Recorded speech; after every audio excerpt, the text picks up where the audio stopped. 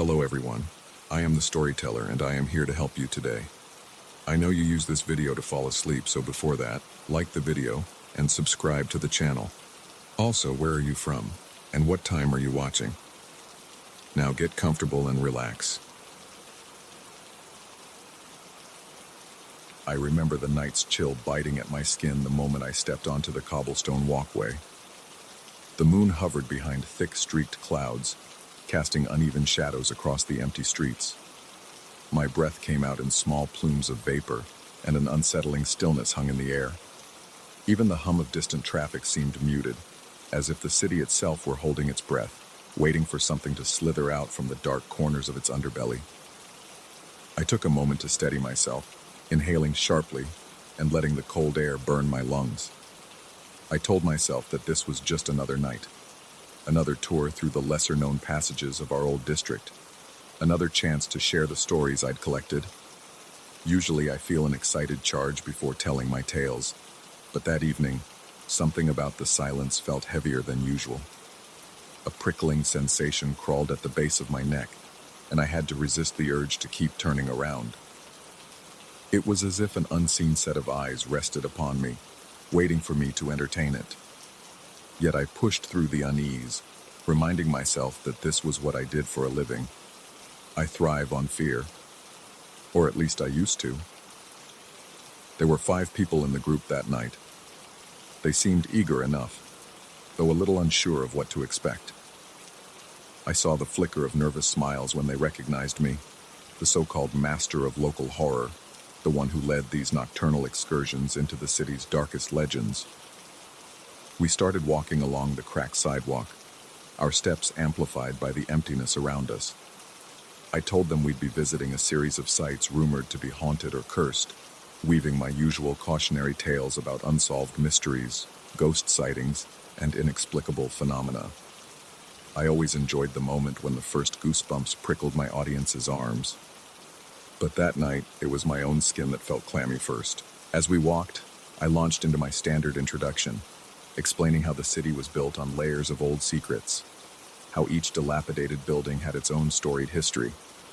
I usually recount these facts with ease, but this time, each word felt like it echoed just a bit too loudly in the narrow streets. My heart thumped with increasing intensity, not purely out of excitement. It felt like a mild panic that blossomed in my chest for no logical reason. No, I tried to tell myself that I was overreacting, but the air felt denser and a vague buzzing filled my ears, as if a swarm of insects were lurking just beyond my field of vision.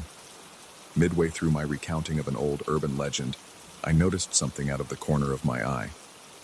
A shape, maybe the size of a large dog, sliding across the pavement behind the group. It moved in an unnatural way, too smooth, almost like water gliding over glass. At first I thought it was a trick of the light, or a stray reflection of our flickering flashlights, yet it seemed so tangible, so undeniably there, that my heart skipped a beat. Before I could focus on it, one of the people in the group asked a question, and I lost sight of that shifting silhouette. I forced a strained smile and answered, trying to dismiss my own fear. My words came out shaky, and the group, though polite, seemed to sense something was off in my tone. We continued onward, passing under a broken street lamp that sputtered and hummed.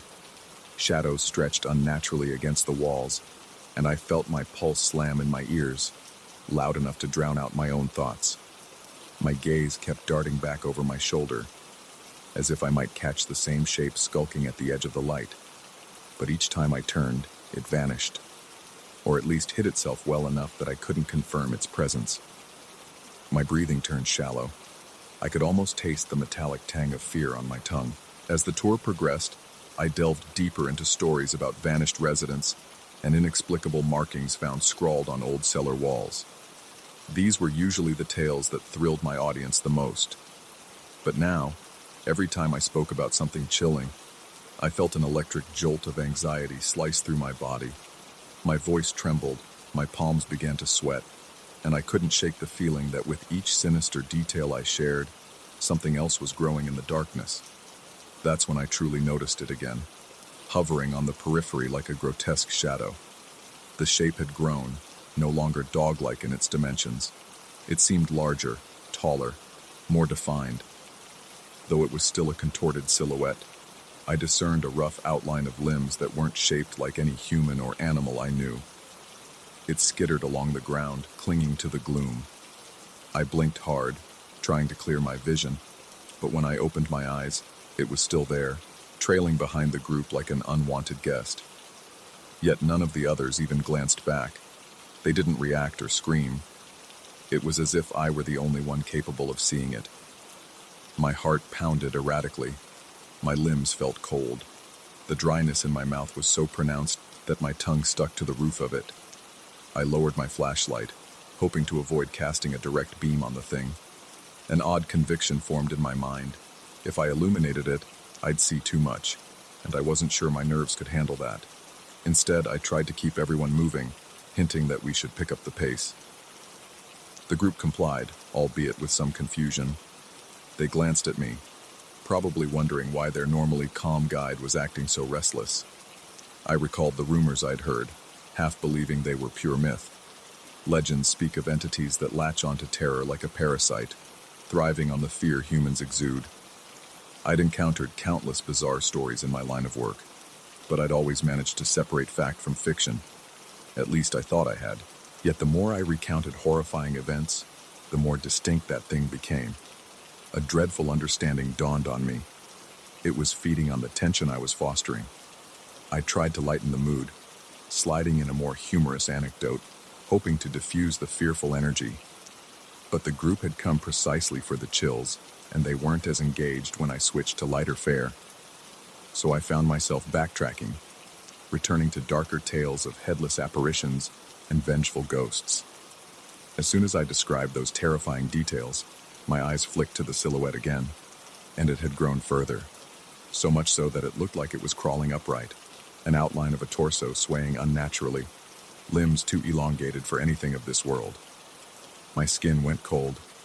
Sweat trickled down the back of my neck, and my breath hitched in my throat. I tried to maintain composure, but I stammered through my words. I was sure my audience noticed. They kept exchanging uncertain glances. One asked indirectly if I was feeling all right, their voice tinged with worry. I nodded stiffly, swallowing the lump in my throat, and continued marching forward, urging everyone to follow me more quickly. In the gloom, every distant clang of metal or rustle of leaves set my teeth on edge. The wind whistled through the old brick buildings in a shrill, eerie pitch. I became hyper-aware of every scrape of a shoe, every subtle shift of shadow. That intangible weight of being observed bore down on me, and I found it increasingly difficult to ignore. The rational part of me tried to argue that it was all in my head, a product of the stories I'd spent so long collecting and retelling. But the primal part of me, the instinct rooted deep in my gut, whispered that something was genuinely, horribly wrong. I took the group to a narrow alley where an old legend spoke of a restless spirit. I had a prepared script about flickering lights and disembodied whispers, but as I entered the alley, my flashlight began to flicker in and out. At that same moment, a wave of dizziness nearly toppled me. I steadied myself against the damp stone wall, trying to catch my breath, my heart hammering. I heard a faint scraping sound behind us, like nails dragged across the pavement. And then that roiling mass of darkness slithered into the alley, its shape more apparent than ever, still featureless in many ways, but undeniably present, undeniably hungry. The group didn't seem to notice it at all. One or two commented that I didn't look so good, that I appeared to be trembling. I forced a laugh, or at least something close to it, and assured them we'd be finishing up soon. My mind was screaming at me to end the tour right then and there, but I'd never aborted a session before, and a stubborn part of me refused to tarnish my reputation. I told myself that if I could just keep things short and cut the truly sinister stories, maybe the presence would fade. Yet with each forced step, I sensed the shape's intensity growing. I tried to talk about the city's architecture instead, highlighting old iron gates, the history of certain cobblestone patterns, anything mundane to distract from the terror. But the group pressed me for one more truly scary story. They said they'd come all this way, that they craved something special. My hands shook at the thought, Part of me worried that if I told another horrifying tale, that entity would reach a point of no return. I could almost feel it breathing next to me, even though it had no discernible face or mouth. Still, I caved. I could see the expectant expressions on the group's faces.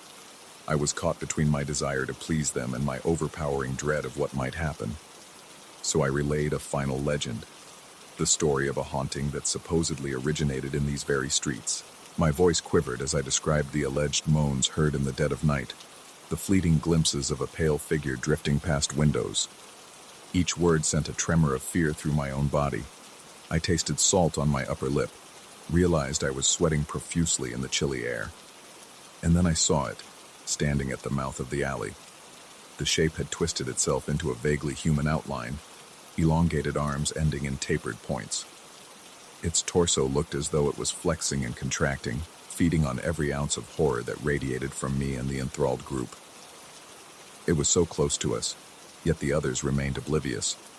My stomach churned, my breathing became ragged, and I fought the urge to scream at the top of my lungs. Desperate, I cut my story short, insisting that we should end the tour immediately.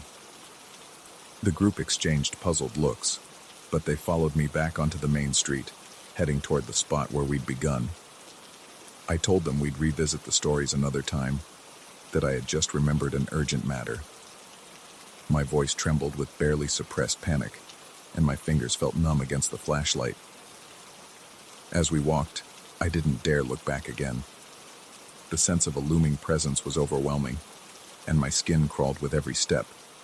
Even though the city's glow was returning, cars passing by, distant neon signs illuminating the street, my heart wouldn't slow. It continued to gallop in my chest like a terrified animal. My thoughts were a chaotic blur of fear and shame. I wondered if I was losing my grip on reality, if maybe I'd let my own macabre imagination conjure this monstrosity.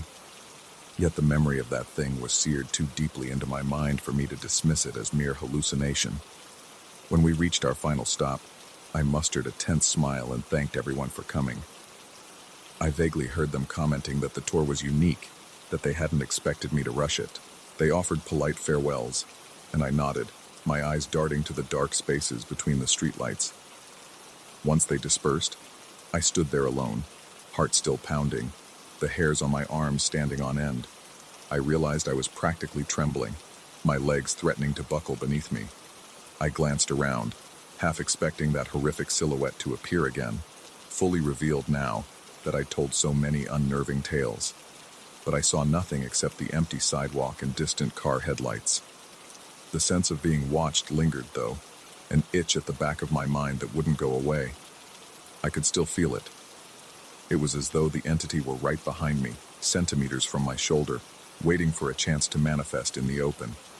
My breath came in quick gasps, my lungs not fully expanding. I checked my phone, more out of reflex than any real need to see the time, and noticed my hand was shaking so violently that I almost dropped it. A swirling sense of paranoia overtook me, and I felt tears of frustration sting the corners of my eyes. I was furious at my own weakness. I had built a persona as the fearless guide through the city's nightmares, and here I was, undone by a glimpse of something that defied rational explanation. Yet, in the back of my mind, a small voice whispered that this was no mere glimpse, that I had inadvertently called something forth with my stories, feeding it with the raw essence of fear. I recalled an old superstition that words carry power, that telling a tale can breathe life into the intangible. I felt almost certain that the entity I'd seen was the living embodiment of every frightening narrative I'd ever spun. Now that it had tasted real terror, it wouldn't rest. I forced myself to walk back to my car, each step taking an enormous effort. The clang of a distant shutter made me jump. My breathing hitched, and I momentarily froze, scanning the sidewalk, convinced the shape might leap from the shadows. But nothing emerged. The only sign of life was the buzz of a street lamp overhead, the faint glow illuminating the chipped paint of a nearby wall. When I finally reached the car, I leaned against it, struggling to breathe. The world around me felt warped and hollow, as though I were stuck in some liminal space between reality and the stories I used to treat as fiction. My mouth was unbearably dry, and I felt the hammering of my pulse in my temples, echoing in my skull. The sheer intensity of my paranoia made me question my sanity. Had I truly seen an otherworldly creature, or had I allowed my own imagination to devour me from the inside? I don't remember how long I stood there, scanning every dark corner, before climbing into the driver's seat and locking the doors. My heart was still racing, my muscles still tense. I turned on the ignition, headlights piercing the darkness, but that didn't dispel my dread. A part of me felt that no matter how far I drove, the presence could follow. It had latched onto me, or more precisely, onto my capacity to incite fear. And maybe, just maybe, it was waiting for me to spread more of my tales, to gather new groups of hungry listeners. I still guide tours, but something in me has shifted irrevocably. I keep my stories less graphic, less visceral, hoping not to fuel that entity further, if it's even still lingering. Yet even now, as I lie awake at night, I hear faint movements outside, a slick dragging noise along the pavement that raises every hair on my body. In those moments, I remind myself of how it seemed to gain form the more I spoke of dreadful things. And each time I bite my tongue, forcing myself not to speak the words that might bring it closer, because I can't shake the feeling that it's always there, just out of sight, an insatiable shape crouched at the edges of human fear. Perhaps it's waiting for the perfect story, the ultimate horror, to finally reveal itself to everyone, feeding on terror until it no longer needs the darkness to hide. That knowledge slithers inside my thoughts, refusing to grant me even a moment of true peace. For now, I've learned the one lesson that helps me survive. Sometimes the best way to deal with a nightmare is to keep it untold. And yet, deep in the recesses of my mind, I recognize the terrible truth. Once the seed of fear is planted, it can never really be eradicated. The shape I saw still lurks, still hungers, and every terrified heartbeat is a silent invitation for it to grow stronger.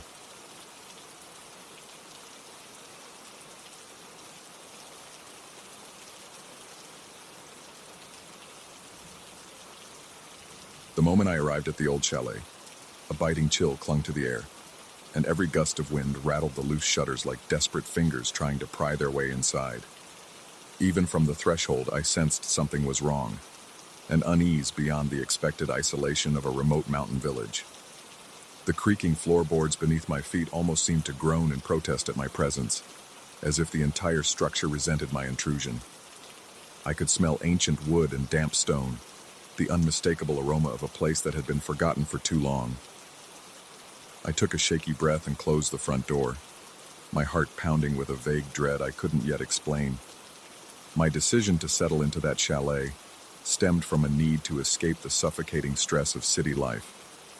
Friends had warned me that solitude in the mountains might unearth buried anxieties instead of relieving them, but I was desperate for silence and clear air. I was convinced the quiet would heal me, yet the hush that greeted me felt unnatural, too complete, like a vacuum swallowing any comfort I tried to bring with me. At first, I assumed my own nerves were playing tricks, but as the days wore on, I became increasingly aware that I wasn't alone, no matter how much I wished I were. The chalet stood on a narrow path high above the main village. Thick pines crowded around it, their needles hissing in the wind, and the mountains towered beyond like silent guardians. Indoors, the windows were tall and narrow, letting in only slivers of pale daylight. The walls were paneled in dark wood, scuffed from years of shifting temperatures and neglect. Everything smelled faintly of mildew and something like old wax, as if someone used to burn candles day and night. That stale odor began to cling to my clothes, following me around until I had the sense that the chalet itself was marking me. During my first nights there, I found it difficult to sleep. The bedroom was cramped, with only enough space for a small bed and a worn dresser. The single overhead light flickered if I turned it on, casting the corners into uneasy shadow. I often turned the light off for fear that the flickering would draw out some hidden shape from the darkness. Even with everything off, though, I could still detect subtle movements behind the walls.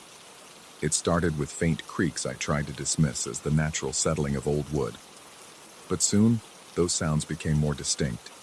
Soft scraping, like fingernails lightly raking across the inside of the paneling. My heart would pound so loudly that my temples throbbed. Each time I heard the scratches, I'd hold my breath and press my ear closer, trying to determine if it was just the wind or some small animal trapped behind the walls. But the pattern sounded too deliberate, like a slow, insistent scraping. It always came from the same spot, the wall right beside my bed. I began to hate bedtime. Even if I forced my eyes shut and prayed for sleep, the tension in my chest refused to ease. My thoughts spun in tight circles, always returning to the possibility that someone, or something, was inside the walls. After nearly a week of growing paranoia, I felt compelled to investigate. One morning, in the harsh light of day, I decided to search for any hidden compartments. Old chalets often had secret nooks or storage spaces built into the paneling. Moving the bed aside, I discovered a piece of the wall that felt hollow when I knocked. My heart clenched with sudden excitement and fear. The idea of discovering a secret chamber should have felt thrilling, but instead my stomach twisted. The thought of what might lurk inside there made my palms slick with sweat. I used a small hammer to pry at the edges. The panel gave way more easily than I expected, sliding aside to reveal a cramped gap. A rush of musty air escaped, enveloping me in the nauseating scent of mold and extinguished candles. Inside, hunched in the middle of the tight space, was a man, so pale that his skin looked almost translucent, eyes sunken into dark hollows. He didn't move. He just watched me, his expression empty yet somehow filled with a kind of quiet menace. My throat went dry. My skin erupted in goosebumps, and for a moment I was sure my heart had stopped. I blinked hard, and in that split second, the figure vanished. What remained was only a dark cavity in the wall, strewn with bits of melted candle wax and scraps of cloth that looked older than I could readily identify. My legs threatened to buckle. I steadied myself against the bed frame, panting as though I had run a marathon. The fear coursing through my body made every hair stand on end. Confusion warred with dread. I couldn't reconcile the fact that a living, breathing person had been there, or appeared to be, and then disappeared in an instant. I peered into the space, trying to make sense of what I'd just witnessed. The musty smell was overwhelming, and the cramped confines made me claustrophobic. No footprints, no sign of recent disturbance, only dust and mold. My mind rebelled. I couldn't decide if I was hallucinating or if something impossible had just happened. The longer I stared into that shadowy cavity, the heavier the atmosphere became, pressing down on me until I had to look away. A faint whisper reached my ears then, so soft that I almost thought it was my own breath. But the words, if there were any, felt foreign, like a hushed warning. I jerked back, chest hammering, and quickly sealed the panel. That day, I avoided the bedroom as much as I could, pacing the chalet's living area and double-checking every door, every window. The caretaker who had let me in at the beginning had mentioned that the chalet was old and might have a few quirks. He'd said, in a bored tone, that people sometimes claimed to see shapes in the corners, but insisted it was just flickers of candlelight or illusions, caused by the shifting mountain weather. I recalled his unhelpful shrug and the abrupt way he changed the subject. After my experience, I suspected he knew more than he was willing to share, but I doubted I'd get a straight answer if I tried pressing him. Afternoon turned into evening, and I forced myself to prepare dinner in the rickety kitchen. The overhead light there was dim and yellowed, but stable enough to keep me from fumbling with the stove. Each clatter of utensils made me jump, and the air felt charged, as though the walls were alive, waiting. I could almost sense that the man behind the panel was still there, in some intangible way, watching me with those hollow eyes. My stomach churned, making it hard to eat. Every bite felt like a lead weight. My appetite vanished before I'd finished half my plate. When darkness fully settled, I debated sleeping in the living room. In the end, I convinced myself that fleeing the bedroom was both cowardly and futile. If the chalet was haunted, or if I was losing my mind, no single room would make me safe. So I trudged upstairs, every step echoing ominously in the silent hall. The bedroom was exactly as I'd left it. The bed still pulled a few inches from the wall. I forced myself to push it back in place, ignoring the sick feeling in the pit of my stomach. Then I turned off the light and lay down, tension radiating through my entire body. At first, the night was silent, except for my ragged breathing. But after what felt like hours, I heard it again. A slow scraping noise, methodical and impossibly loud in the hush. My heart accelerated until pain lanced through my chest.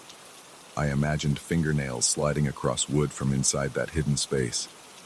My mouth went bone dry, and sweat prickled at my hairline. I tried to steady my breathing, to convince myself it was just an old house contracting in the cold mountain air. But each new scratch sounded too deliberate. A wave of nausea gripped me. Fear pinned me to the mattress, every muscle rigid with the instinct to run. But I stayed, uncertain where else I could go in the middle of the night on a remote mountaintop. At one point, I could no longer bear my own terror.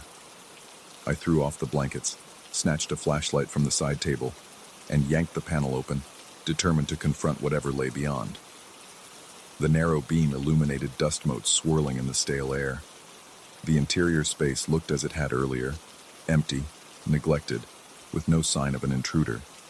Yet the stench of mold and old wax seemed to intensify, surrounding me with a suffocating aura. My chest tightened, as if something was pressing on my lungs, making each inhale laborious. I fought the urge to retch from the fetid smell, shining the light deeper inside. There was nothing there, and yet I felt a presence so keenly that it tightened the back of my neck. With trembling hands, I closed the panel again and stumbled into the hallway. My sweat-drenched shirt clung to my back and my breath rasped in my throat.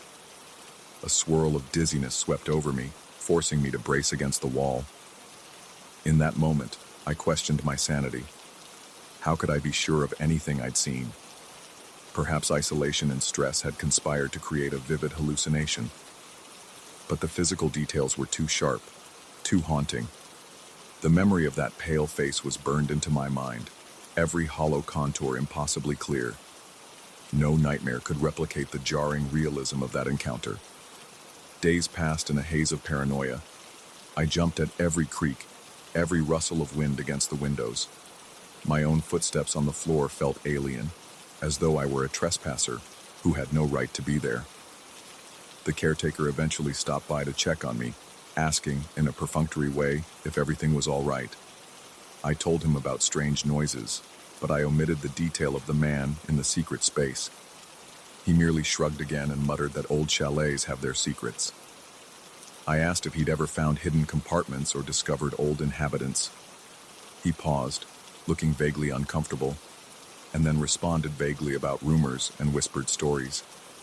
I sensed his reluctance ran deep, but I couldn't pry anything more from him. He left with an uneasy look over his shoulder, as though anxious to be away from this place himself. That same afternoon, I searched the rest of the chalet, hoping to uncover some hidden journal or a stash of old documents that might explain the presence I'd seen. The attic turned up a few decaying newspapers, some outdated letters, but nothing that answered my questions. The only consistent pattern was that everything smelled faintly of those extinguished candles, a stale odor I had come to associate with the presence lurking behind the walls. Even the letters, which were older than I could precisely date, reeked of it when I picked them up. The nights became a gauntlet of dread. Sleep was scarce. Each time I nodded off, I jolted awake to the rasp of nails scratching on wood. I'd lie stiff as a board, my pulse pounding, my breath caught in my throat. One night, I sensed movement in the dark, a whisper of fabric brushing against the bed frame. My heart hammered so violently I was certain it would burst from my chest. I squeezed my eyes shut, too petrified to face whatever might stand next to my bed. At the edge of hearing, a voice, soft, almost sympathetic, spoke words I couldn't decipher. Tears threatened to spill from my eyes, the raw fear slicing through me. Only when the sensation passed, and I felt alone again, did I dare open my eyes. Every day, I inched closer to leaving. My nerves were in tatters. My reflection in the bathroom mirror looked haggard, with dark shadows under my eyes rivaling those of the figure I'd seen. Yet something compelled me to stay, a stubborn desire to prove that I wasn't going crazy, that I could unravel whatever haunted these walls. At times, I wondered if the man was a restless spirit, or a manifestation of my own fraying mind. The caretaker's dismissive shrugs suggested either he knew far more than he let on, or he simply refused to believe. The final straw came on a particularly frigid night when the wind outside shrieked, and the old shutters banged as though they might tear free. I sat in the living room with only a single lamp lit, trying to read a book to distract myself. The lines of text blurred, and my thoughts drifted to the presence behind the walls. Without warning, the lamp flickered, and the air turned ice cold. Goosebumps prickled along my arms. Then, in the hush, I heard a faint series of taps, slow, deliberate. It was the same pattern I recognized from the scratches, but now it seemed to echo throughout the entire house. My chest constricted with dread, each breath coming in small, ragged gasps. I stood, my hands trembling uncontrollably, and followed the sound into the hallway and up the stairs. With each step, the temperature dropped. My vision blurred at the edges, as though I were on the verge of passing out. When I reached the bedroom door, it swung open on its own. Inside, the darkness felt alive. An almost tangible energy pressed against me, urging me to turn away. But I forced myself to step in, guided by a mix of terror and grim determination. A single candle flame danced in the middle of the floor, though I had lit no candle. My stomach lurched, and I tasted copper on my tongue from biting down too hard. I watched, breathless, as the flame flickered and almost seemed to form the outline of a figure. Then it died, plunging the room into near total blackness. For a moment, I believed I could see those hollow eyes again, staring at me with a silent accusation. My heart pounded like a drum. My palms were clammy, and the hair on the back of my neck stood rigid. My mind screamed at me to flee. I did not remember rushing down the stairs. The next thing I knew, I was throwing open the front door. The howling wind and swirling snow stung my face, but I hardly felt it. I stumbled outside without thinking, my breath ragged clouds in the icy air. My heart was beating so forcefully that I thought it might fail me then and there. Finally, I realized I was shaking uncontrollably, tears leaking from my eyes, though I couldn't pinpoint if it was from the cold or the lingering terror. I spent the rest of that night in my car, engine running for warmth, locked inside as if the thick metal walls could offer some protection. My body trembled too much to rest, and my mind reeled from the impossibility of what I had experienced. The next morning, I gathered what little courage remained, grabbed my essentials from the chalet, and secured the door behind me for what I intended to be the last time. Even then, I felt the weight of the chalet's silent condemnation, as if it resented my choice to leave.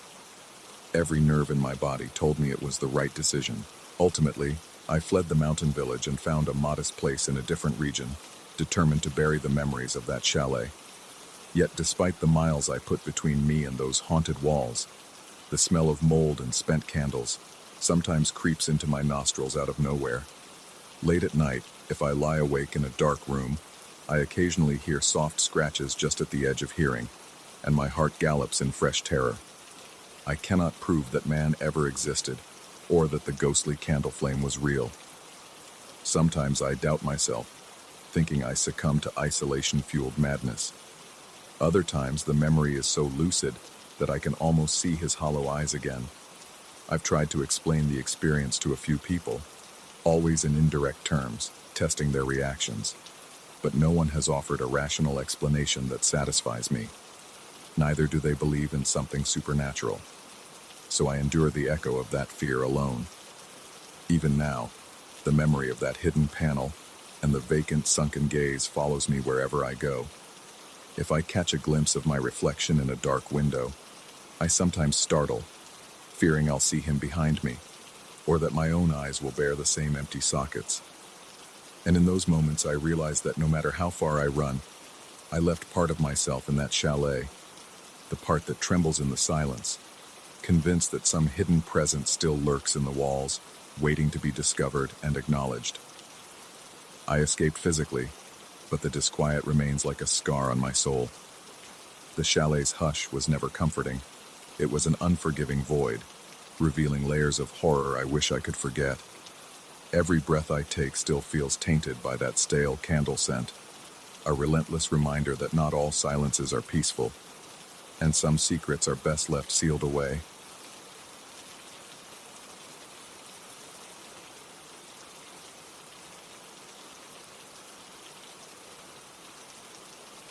I jolted awake in the deepest part of the night, heart already pounding as if roused by a nameless dread. The darkness seemed to press itself into every corner of my vision, heavier than normal, an oppressive shroud that settled into my lungs with each breath.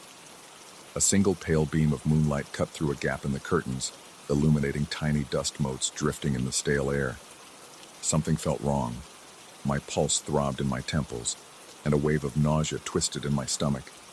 I tried to listen, but the silence itself was suffocating, eerily intact, until it was violently shattered by a scream so sharp it sent pins and needles rushing down my arms. I leaped out of bed, nearly tripping over the shoes I'd left carelessly by my door. The screech reverberated in the hallway, then cut off abruptly. I clutched the doorknob, afraid to open it, but also compelled to see what was happening. With trembling fingers, I twisted the knob and stumbled into the corridor. The overhead light was off, plunging the space into a gloom broken only by the faint glow of an emergency lamp near the stairs. At first, I saw nothing but the long stretch of hallway leading to the other bedrooms. The silence had returned, yet it felt alive somehow, like a held breath waiting to explode. My housemates' doors were all closed. I stood there, barefoot on the cold wooden floor, bracing myself for another scream. My muscles tensed in anticipation, and my ears rang with the echo of that terrible sound. Seconds passed, lengthening into a thick tension that made my throat feel painfully tight. Eventually, one of my housemates cracked his door open, though it was only wide enough to allow a single bloodshot eye to peek out. He said, in a low, tense whisper, that he had heard an impossibly deep voice. Another housemate, in a shaky tone, insisted he had heard a shrill, almost metallic wail. A third roommate muttered something from behind his locked door about hearing multiple voices overlapping. No one wanted to open their doors fully.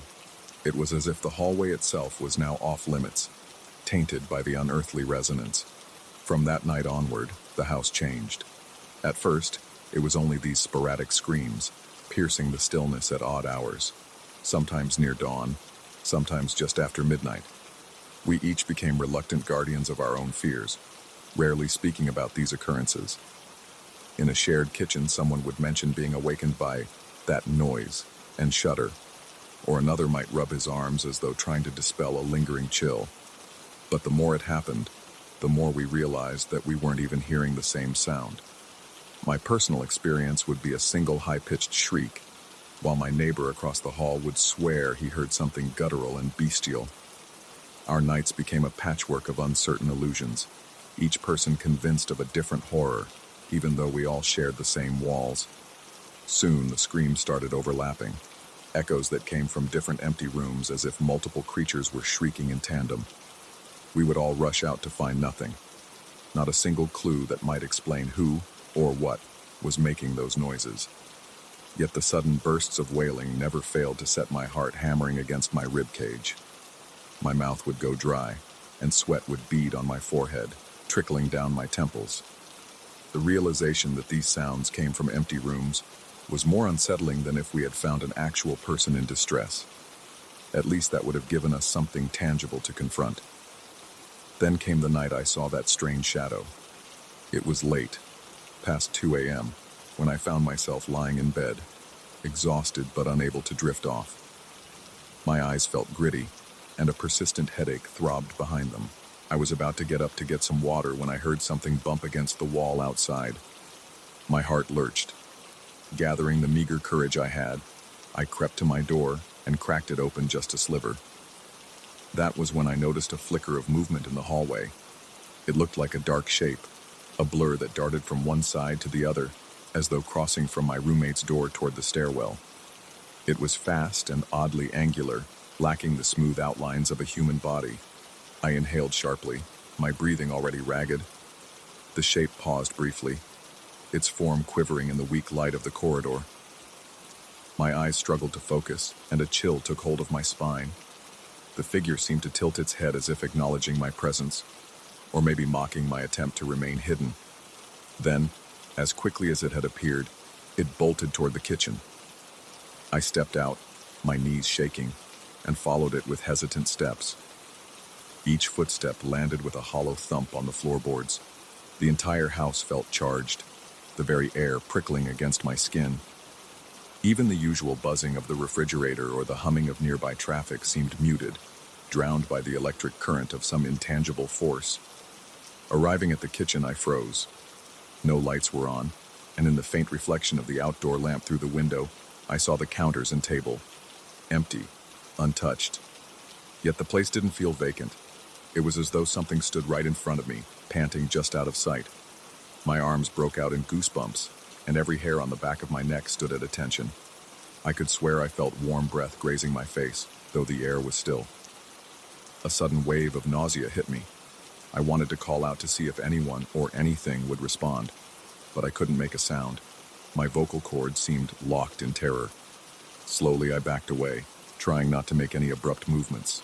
The entire time, I swore there was a presence in the room, something invisible yet tangible, something that radiated a mix of hostility and curiosity. The moment I crossed the threshold back into the hallway, a jolt of adrenaline shot through me, as if my body realized I was still in danger. I hurried to my room and locked the door, pressing my back against it and willing my breath to slow down. My heart thudded violently, and sweat trickled down my neck. I spent the rest of that night sitting on the edge of my bed, too frightened to close my eyes. Days turned into weeks. I found myself unable to relax in any part of the house. The living room, once a comfortable place to unwind, now felt sinister at night. The walls themselves seemed to lean in, as though the house was physically compressing us with its secrets.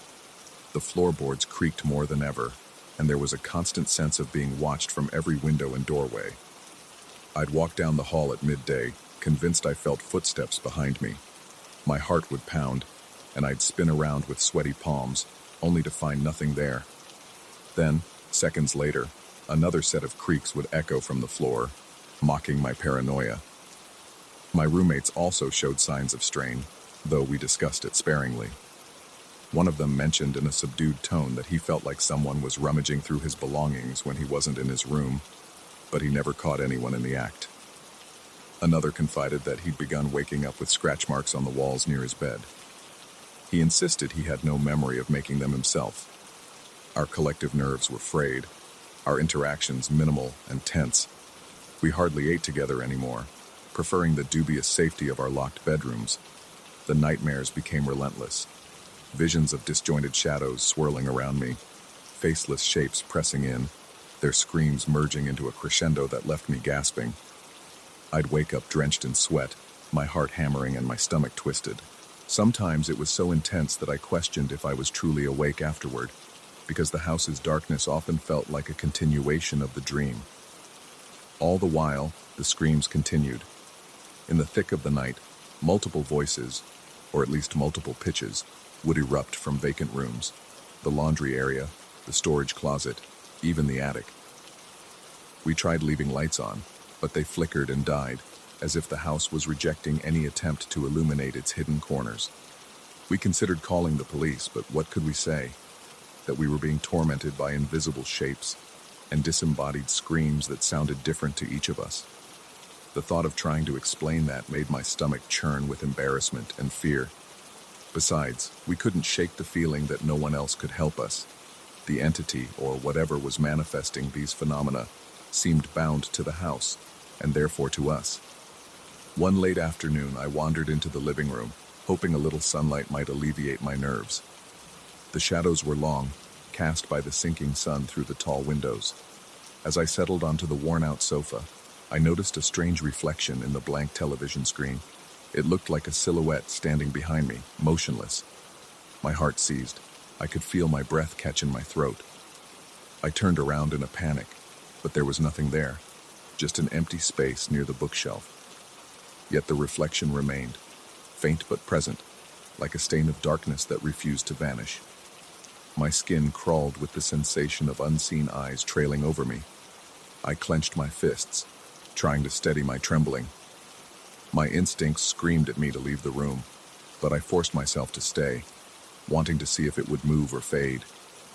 Minutes felt like hours, and the silhouette never shifted or disappeared. When I finally tore my gaze from the screen and looked around, I found the room empty. Glancing back at the TV, the silhouette was gone. My heart hammered as though I had just escaped something catastrophic. That same night, I experienced an episode of what might have been sleep paralysis, though it felt disturbingly real. I woke up to my own ragged breathing and realized I couldn't move my arms or legs. A crushing weight pinned me to the mattress. I tried to scream, but only a faint gasp escaped my lips. My chest burned, and I felt hot tears welling in my eyes. There, at the edge of my vision, hovered a black shape. It loomed indefinite, yet I sensed a menacing intelligence behind its formless gaze. My entire body shook with terror, sweat slicking the sheets beneath me. After an agonizing minute, or possibly an eternity, the pressure vanished. I bolted upright, panting, tears streaking my cheeks. The room was silent and still, but the memory of that crushing presence lingered, throbbing in my mind like a fresh bruise. I started to wonder if the house itself was warping my perception, or if something had singled me out. My roommates appeared equally haggard, yet they reported experiences that almost contradicted mine. Different illusions, different shapes, as though each of us was subjected to a personalized torment. The realization that this force adapted to each of our fears, giving us individually tailored nightmares, made my skin crawl. It felt intimate and invasive, like it knew exactly how to unravel our sanity. Out of desperation, I tried to document each event. I kept a small notebook in which I scribbled times, descriptions of sounds, and glimpses of shapes. My handwriting deteriorated over time, each line scrawled in jittery script as though my hand was trembling beyond control. The more I wrote, the less certain I became that I was recording anything real. Pages blurred together in a litany of screams, footsteps, and ephemeral shadows. My sense of time distorted. I often caught myself staring at the clock, which seemed to skip minutes or linger too long on the same digit. I confronted my own reflection in the bathroom mirror one morning, noticing the circles under my eyes, the sallow tint to my skin. I appeared haunted, a stranger to myself. My heart pounded as I splashed cold water on my face, bracing for the possibility that something might appear behind me in the mirror. Nothing happened, but the feeling of being watched never left me. Eventually, I reached a breaking point. One night, when the hallways were stirring with that electric charge and faint moans seemed to emanate from the walls themselves, I decided I couldn't remain passive anymore. Something deep within me snapped, a survival instinct blazing hotter than my fear. I stepped out of my room, ignoring the frantic hammering in my chest and the beads of sweat rolling down my temples. With a flashlight in hand, I moved through the corridor, checking each room methodically. My breathing came in shallow, rapid bursts, and my stomach roiled with anxiety. Each door I opened revealed only darkness and stale air. Reaching the living room, I found the lights flickering as though voltage was fluctuating. The heavy silence carried a vibrating tension. I forced myself to speak into the emptiness. My voice cracked, but I demanded to know who or what was there. No direct answer came, only a low rustling noise from the corner. I swung my flashlight toward the sound, and for the briefest moment, I saw that elusive silhouette, thicker and denser than any normal shadow. My heart slammed against my ribs. I felt a dizzying surge of panic and adrenaline. It darted to the side, slipping past the edge of my vision. I followed it into the kitchen, half certain I was chasing a nightmare. The stench of fear radiated off me. I could taste it in the back of my throat like a bitter tang. Every muscle in my body tensed, and the flashlight trembled in my sweaty grip. The shape moved behind the counter, or so I thought. I couldn't see it clearly, but the air felt charged, that same intangible presence looming as before. My skin prickled with a near-electric hum, yet instead of fleeing, I inched forward, setting my jaw in defiance of the terror threatening to paralyze me. In that silent standoff, I felt an unspoken confrontation unfolding. My breath came in ragged pants. My body was shaking from head to toe, but I refused to retreat. For a moment, I sensed the shape waver, as though uncertain. Then, abruptly, the electricity in the air intensified, creating a static snap that made every hair on my arms stand on end. A wave of cold flooded the room. My chest constricted, and I found it hard to breathe. I thought I might faint, but instead of being swallowed by the darkness, I stepped forward one last time. My eyes watered from the sudden chill, and my teeth were chattering so hard I could barely keep my jaw steady. Just as I felt I was on the verge of blacking out, the charge in the air dissipated. It didn't vanish entirely, but it withdrew, like a retreat. I gasped, lightheaded, and sank to my knees on the kitchen floor. My head spun, and I could feel tears of relief or fear, maybe both, slipping down my face. The darkness in the corners no longer seemed to watch me with the same intensity. The halls were still, though not peaceful, and the atmosphere remained tense. Yet something had changed, like a fragile truce had been reached. I don't know if I banished anything, or simply showed it I wasn't easy prey. From that night forward, the screams quieted some, fading into sporadic moans that no longer startled us awake with the same violence. The disquieting footsteps persisted, and shadows still flickered at the edges of our vision. We remained uneasy in that house, living with our hearts constantly on edge, but the sense of immediate danger lessened, replaced by a cold acceptance that we were coexisting with something we couldn't fully understand. Even now, I can't be sure if I confronted a true supernatural presence, or if our collective fears had manifested something out of our imaginations. The walls still creak ominously, and sometimes I hear a whisper from an empty room, followed by a rush of adrenaline. But I remain determined not to let it consume me again. My heart still beats faster than it should at odd noises. My palms still sweat when I sense a presence behind me. I continue to question every shadow, every half-heard echo in the night. Yet I'm still here, still standing, shaken and changed, but resolute. Every so often I recall the raw terror of the earliest encounters and feel a twisting in my gut. The memory of that electric tension in the kitchen remains etched into my bones, reminding me how close I felt to being lost in an abyss of panic. Though the shrieks have died down to faint echoes, the lingering unease permeates each moment I spend inside these walls. And sometimes, in the dead of night, when I catch a flicker of movement in the corner of my vision, I realize it has never truly left.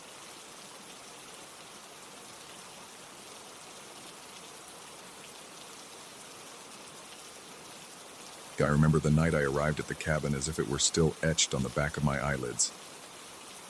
The sky was ink black, and a wave of oppressive silence blanketed the twisting mountain road. Only my headlights tore through the darkness, illuminating a narrow path of gravel and trees.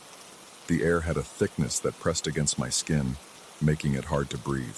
My heart pounded a little faster than usual as I stepped out of the car and stared at the squat silhouette of the isolated cabin in front of me, my supposed sanctuary from the chaos I had left behind.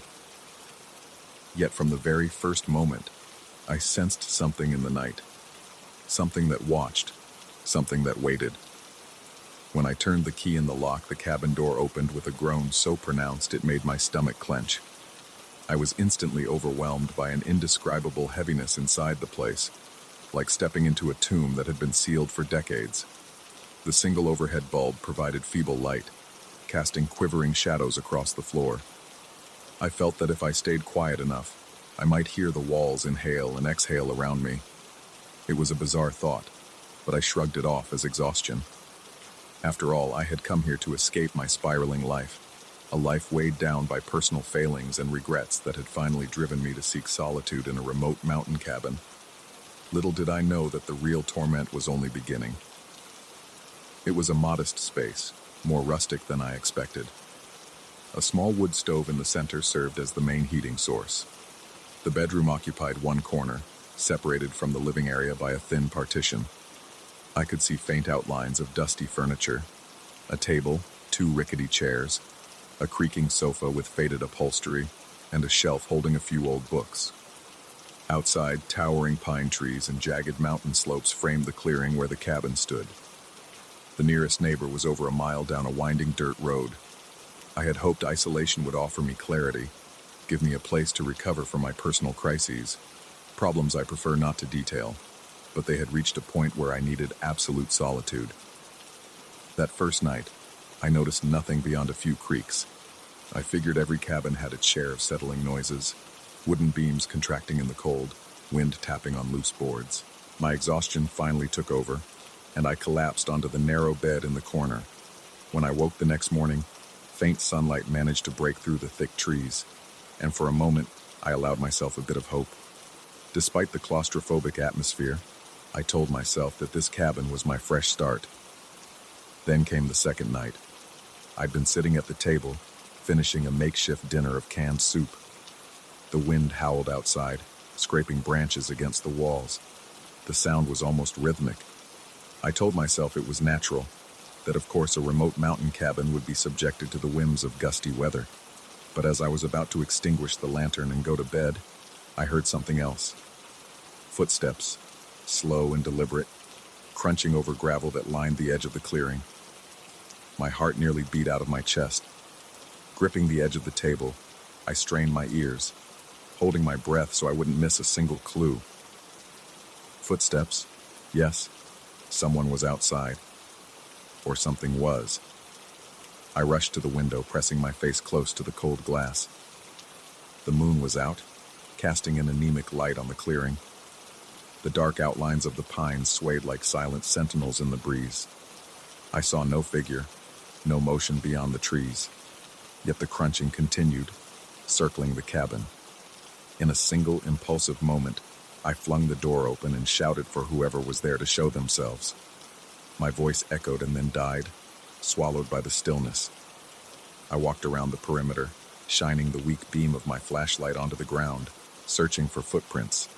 Nothing, only undisturbed patches of dirt and sparse grass. When I finally went back inside, my hands were trembling. I locked the door and slid a wooden chair under the knob, as if that would somehow keep out what I couldn't even see. The next morning, I woke to a quiet that was almost menacing. I crept to the door and cautiously opened it, half expecting to find some sign of an intruder. Instead, I stumbled across an old wooden comb placed neatly on the step. It looked ancient, carved with strange symbols and chipped at the teeth. My stomach sank. That item had definitely not been there the night before. I tried to come up with some logical explanation. Maybe a local jokester was playing a prank, or I was simply too rattled to remember what I had seen on arrival. But no matter how many times I tried to rationalize it, a low-level panic buzzed in my head. I took the comb inside and left it on the table. I almost felt as though it were taunting me, daring me to figure out its origin. I decided I needed to get out of the cabin for a bit. The walls felt like they were closing in around me, making the air thick and stifling. I got in my car and drove down the mountain to pick up extra supplies, half hoping I could talk to someone in the small town about odd local legends. Instead, I found the grocery store almost empty, except for an elderly clerk who gave me an unsettling look when I mentioned which cabin I had rented. Her expression turned guarded, and she said something vague about locals avoiding those woods after dark. She offered no further details, just a wish of good luck and a nudge to buy a decent flashlight. Her silence only fueled my anxiety, and I left the store with a bag of groceries and a head full of unanswered questions. Returning to the cabin felt like walking into a pressure cooker. The air was damp, thick with the scent of wet leaves and rotting wood. I couldn't shake off the feeling that the place was waiting for me. I spent the day tidying the small living area, trying to restore some sense of order. My plan for the night was to stay awake, to keep watch for whoever, or whatever, was leaving those strange gifts. By now, my pulse was a constant drumbeat in my ears, and my neck muscles stayed tense, ready to flinch at any sudden noise. Sure enough, as soon as darkness fell, the scratching started again. At first, it was a faint scraping along the outer walls, Then came muffled footsteps on the gravel. My breath caught in my throat. I kept my lantern turned off, hoping that darkness inside might help me see more clearly out the windows. Every shift in the wind made me twitch. After hours of vigilance, my eyelids grew unbearably heavy. I fought against the pull of exhaustion, but at some point I dozed off, face down on the table. I woke suddenly in the dead of night. My body was cold and stiff, my neck sore from my awkward sleeping position. For several seconds, I couldn't figure out what had torn me from sleep, until I heard it. A low, humming melody, so faint it seemed to come from inside the walls. My heart hammered against my ribcage. I felt beads of sweat forming on my forehead. The melody was haunting, some archaic tune that rose and fell in an uneven cadence, like a dirge half-remembered from another age. I stood up, nearly knocking over the chair, and pressed my ear against the wall. The humming vibrated through the wood, pulsing like a heartbeat. My breath quickened, and a sick knot tightened in my stomach. I followed the sound along the wall, tiptoeing as if the floor might reveal my presence. My pulse pounded in my ears, and every hair on my body stood on end.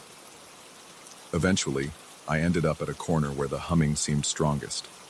It felt like something was on the other side, perhaps hidden in the crawl space or behind a false panel. The voice, or energy, that produced this tune was more than just a trick of acoustics. It was real and all around me, seeping through the floorboards, the walls, even the air itself. Then, as if sensing my growing terror, it stopped abruptly. In the suffocating silence that followed, I found myself gasping for air. It felt like the cabin's atmosphere had transformed into a thick, invisible fluid that pressed against my lungs. I gripped the edges of the table until my knuckles turned white. The corners of the room grew darker, as though the shadows were swallowing the weak moonlight entirely. My nerves were so wound up that my hands started shaking uncontrollably. My mind raced. Was I dealing with a haunting, or had I lost touch with reality? The next morning, I discovered another object by the door, a tarnished hand mirror with a cracked surface. Ancient symbols flanked the edges, much like on the wooden comb. I touched it and felt a chill surge from my fingertips up to my shoulder. It was the kind of chill that made me pull my hand back instantly, as if I'd come into contact with something diseased. I hurled the mirror into a small chest in the corner and slammed the lid down, as if that simple act could lock away all the mounting dread. Yet the cabin wouldn't grant me any relief. Each night, the footsteps returned, sometimes joined by vague murmurs. Occasionally I thought I heard what could be low voices, but they never formed coherent words. It sounded more like chanting, or layered whispers in a language I couldn't identify.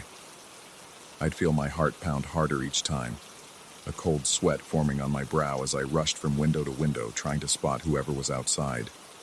By then I had decided that I should try to confront the intruders. Several times I worked up the nerve to yank the door open and step outside, my flashlight in hand. But the clearing remained empty, taunting me with silent darkness. And every time I returned inside, my chest felt heavier, as though my lungs were struggling to process the thick, eerie tension that lurked in every corner. I began to suspect that the presence haunting me wasn't something human. I questioned my own sanity. Maybe the stress and isolation had fractured my mind. I considered leaving altogether, but something twisted in me insisted on staying. I needed to prove to myself that I wasn't running away from every challenge. Or maybe I was just too stubborn to admit I was terrified. Either way, I remained in that cabin, enduring each night's fresh wave of dread. At some point, I tried calling the owner. He had told me to let him know if I needed anything. I used the cabin's old rotary phone, my voice trembling as I explained that strange things were happening, that I might need to leave early. He mentioned there were always legends about the area, mostly superstitions about spirits wandering the mountains. He sounded politely dismissive, telling me not to worry too much. That conversation left me feeling isolated and borderline panicked. My anxiety skyrocketed, and by the time I hung up, I realized my hands were coated in cold sweat. I decided on a final test. I would keep myself awake by any means necessary. I drank cup after cup of black coffee, paced the cabin, pinched my forearm whenever my eyelids drooped. By midnight, my body was on edge, every nerve raw and expectant. My heart thudded with caffeine and fear. Sure enough, not long after midnight, I heard the first sign of movement outside, almost like soft footsteps on the soil. My throat tightened, and I forced myself to remain calm. Then the murmuring began again, drifting through the dark. There were multiple tones, overlapping in a discordant pattern. My skin prickled with goosebumps, and it felt like spiders crawled along my spine. I braced myself, took a deep breath, and silently moved toward the door. My plan was to fling it open and catch whoever was outside. Yet as I reached for the doorknob, I heard a soft clink of metal on the porch. Something had just been placed against the door. My heart jolted in my chest. I swung the door open. The night was an unbroken stretch of blackness, save for my flickering flashlight beam. No one stood on the porch. I panned the flashlight across the clearing, searching for any sign of movement. Pine trees rustled gently in the wind, but the shadows remained still. I looked down to see a small tin music box resting on the wooden boards. My mouth went dry. My instincts screamed that I should not pick it up, but I had to. I needed to understand what was happening. With a shaking hand, I touched the box. Instantly, a pulse of cold shot through my arm, as if the metal had been stored in a deep freeze. I lifted it to eye level. It bore the same eerie inscriptions as the other objects. Without warning, the lid snapped open on its own. The mechanism inside started to turn. A slow, haunting tune began to play, almost identical to the melody I had heard humming inside the walls. My heart pounded so fiercely that I felt dizzy. The tune was mesmerizing, entrancing, and I realized I was standing there in the middle of the night, paralyzed by dread, listening to an antique music box that had opened by itself. I don't recall how long I stood there. Maybe a minute, maybe an hour. At some point, the tune wound down and the lid closed just as abruptly as it had opened. The abrupt silence was even more horrifying.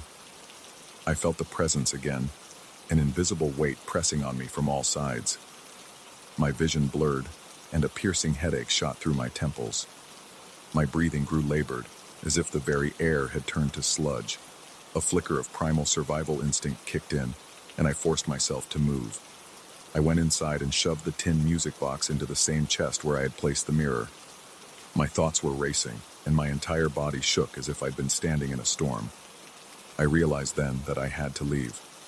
Whatever was out there, or in there, had no intention of stopping. I sensed it was pushing me to some breaking point, testing how far I could be driven before I snapped. I grabbed my keys, a duffel bag, and some essentials, then flung open the cabin door. The darkness of the clearing was dense, and the wind lashed at me with biting cold. I locked the door more out of habit than any rational thought. Then I sped off in my car down the treacherous mountain road. My heart pounded with every hairpin turn, my knuckles white on the steering wheel. I was torn between relief at leaving that wretched place and terror that I might carry its presence with me. Even after I reached the main highway, a suffocating weight clung to my chest. My eyes darted nervously to the rearview mirror, half expecting to see some shape lurking in the back seat. By the time I pulled into a motel parking lot several towns away, it was nearly dawn. I rented a room, barricaded the door with a chair, and forced myself to lie on the bed. My muscles were so tense I couldn't unclench them fully. I felt unsafe even there, but at least the pressing weight that marked the cabin's atmosphere had thinned a little. As the first rays of morning light cut through the gap in the motel curtains, I finally drifted into a fitful sleep. I dreamt of footsteps circling me, of whispered chants and a comb with ancient symbols. In my dream, the cabin walls pulsed like a living organism, breathing in unison with an unearthly choir. I jolted awake hours later, soaked in cold sweat, my heart in my throat. I should have found relief in being away, but some part of me still felt the cabin's presence. Though I'm far from those mountains now, there are nights I wake to the same faint melody in my head. My pulse spikes, and I feel that same dread tighten around my lungs. I've tried to dismiss it as the residue of trauma, yet the memory of those nights remains hauntingly vivid. The footprints that left no trace, the unsettling gifts on my doorstep, and the echo of voices that seemed to seep through the very walls. I escaped the cabin, but I suspect its shadow has followed me. When I drift near sleep, I feel unseen eyes on my back, as though something is patiently waiting for the perfect moment to reclaim my attention. I'll never know exactly what stalked me in that solitary mountain retreat, some primal entity or a twist in my fragile sanity, but I can't shake the impression that my stay there was no accident. I was tested, teased, and driven to the brink of surrender. Even now, as I write these words, my heart races in my chest. My fingers tremble on the keyboard. That oppressive weight may have dissipated, but a ghost of it lingers at the edges of my consciousness. A constant reminder that sometimes our darkest fears aren't just products of our imaginations. They can dwell in the shadowy corners of reality, biding their time, waiting for us to let our guard down so they can creep in and leave their marks, just like those objects left on the doorstep. And once you've felt that kind of presence, it never really goes away. You can't lock it out, no matter how many doors you close. It follows you into your memories, your dreams, and sometimes, when you least expect it, into your waking life.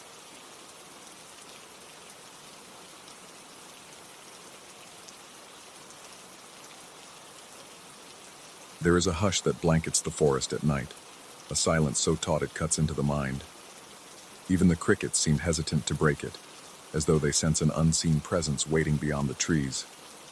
I first felt it the moment I set foot on the narrow trail, my body prickling with a sudden drop in temperature that shouldn't have been possible during high summer. It was a warning, or maybe an invitation, one that would pull me further from my group and deeper into the dark, where the night itself seemed to breathe. I joined this little ghost story society on a whim. A handful of other adults and I, armed with flashlights and steel nerves we boasted about but rarely tested, decided to conduct nocturnal walks through local woodlands and abandoned lanes. Our goal was to share tales of haunted sightings and strange legends, hoping to spark a thrill in each other's imaginations. Initially it felt harmless, just an adventurous pastime. We never once imagined that we might summon something we couldn't easily explain away. Looking back, the first few outings were almost disappointingly mundane. We would gather at a designated meeting spot under the full moon, shining our beams into every corner of darkness, searching for ghostly shapes or odd movements. Now and then, we thought we saw silhouettes among the trees, but they always turned out to be twisted trunks or low-hanging branches swaying in the wind. We exchanged stories, rumors of phantom footsteps heard near a creek, mysterious orbs seen drifting at the edge of a field. Sometimes I felt the hairs on my arms stand on end, but there was always a logical explanation. A breeze from the north, a trick of the light. Nothing truly sinister, until last week. That particular night felt colder than usual from the start, though no one else seemed to notice. I recall glancing at my phone and seeing the forecast was a warm, humid 80 degrees. My skin, however, was riddled with goosebumps. I tried to ignore it by focusing on the scattered conversation that reached my ears. Some members were excitedly recalling an urban legend about a specter that lured unsuspecting travelers into a bog. I half listened, more engrossed in how each breath I released seemed to come out shaky, as if my body already knew something unsettling was close by. We moved through a winding path with towering pines on either side, their branches knitted above us, forming a canopy that blocked most of the moonlight. Our flashlights became our only defense against total darkness. I trailed near the back of the group, my beams illuminating patches of grass and the trunks of trees whose bark was covered in pale lichen. With every step, I noticed how muted the sounds of nature had become. No rustling leaves, no croaking frogs in the distance, just the dull thud of our shoes on dirt and the occasional sniffle from someone up front. At one point, our impromptu leader paused. The rest of us halted as well, uncertain why. He turned and signaled that we should keep our voices down. He whispered something about hearing branches snap in the distance, but I couldn't see any movement beyond the sphere of our lights. The tension rose in my chest like a slow-building tide, but eventually, we pressed on. We had gone maybe another 100 yards when a soft voice, almost inaudible, spoke from behind me. It was barely more than a breath of sound, yet it carried a clear purpose. It whispered my name. I froze in place, nearly stumbling over an exposed root. My heart hammered against my ribs, and I flicked my flashlight around to catch whoever had whispered. A quick sweep revealed nothing but a cluster of bushes, their leaves quivering in the faint breeze. No footprints, no parted branches, no sign that anyone had stepped off the trail. The others continued walking, their chatter, though subdued, still present. My mouth went dry as I tried to call out, but I found no words. Each time I inhaled, I felt as if I were pulling shards of ice into my lungs. That absurd coldness latched onto me, and I shivered despite the sweat collecting on my forehead. I forced myself to believe I had imagined it, maybe heard the wind in an odd pattern. Yet I couldn't shake the anxiety that coiled in my gut. When I resumed walking, my legs felt sluggish, as though the earth itself wanted to hold me back. I hurried to catch up with the group, but within a few moments the same voice, soft, insistent, whispered my name again. This time it came from my left, from the darkness among the dense cluster of pines. My stomach lurched, and the hair on the back of my neck stood on end. Every cell in my body screamed to ignore it, to keep moving forward, but curiosity or fear compelled me to shine my light in that direction. My flashlight beam cut through the gloom, revealing tree trunks layered with moss and fallen needles that blanketed the ground in a thick carpet. At first, I saw nothing unusual. Then a shape emerged, barely distinguishable from the shadows. It was a figure, tall, impossibly so, and darker than the surrounding night. My breath hitched, and for a moment I thought my eyes must be playing tricks on me. The silhouette looked humanoid but stretched to unnerving proportions, as though it were draped in some kind of formless cloak that swallowed the light. My heart pounded. I took a step back, my thighs trembling with the urge to run, but I couldn't tear my gaze away. My flashlight flickered briefly. It was a cheap model, prone to a weak battery, but in that flicker, I swear the figure shifted. The next second, I directed the full beam straight onto it. As soon as the light touched the shape, it dissolved into the darkness without a sound. One moment it was there, looming, and the next, I was pointing my flashlight at empty space. I was too stunned to move. Then I noticed something on the ground near where the figure had stood. A faint glimmer. I moved closer, my palms clammy around the flashlight. A thin layer of frost coated the pine needles, glinting like crushed glass under my beam. The temperature around that spot felt colder by at least 20 degrees, the chill sinking into my bones. It was the middle of summer, yet the earth was frosted over. My pulse raced. I stepped backward, leaving that patch of frozen ground behind. By now, the rest of the group had advanced quite a bit. Their flashlights looked like distant fireflies on the path, bobbing up and down with each stride. I felt compelled to catch up, but my legs only obeyed me after a moment of paralyzing indecision. My thoughts whirled. What had I seen, and how could I explain that frost? When I finally broke into a shaky jog to rejoin my companions, I realized how quiet I had become. Before, I had been contributing bits and pieces to our ghost stories. Now, I couldn't summon the voice to share what I'd just witnessed. I felt an odd sensation that someone or something was watching me, waiting for the right moment to whisper my name again. I scanned the silhouettes of the pines, half expecting the figure to reappear, but saw nothing. We continued deeper into the woods, stopping now and then to observe any sign of the supernatural. People told more legends, but I barely heard. My ears were tuned to that hush, that oppressive silence that seemed to blanket the forest floor.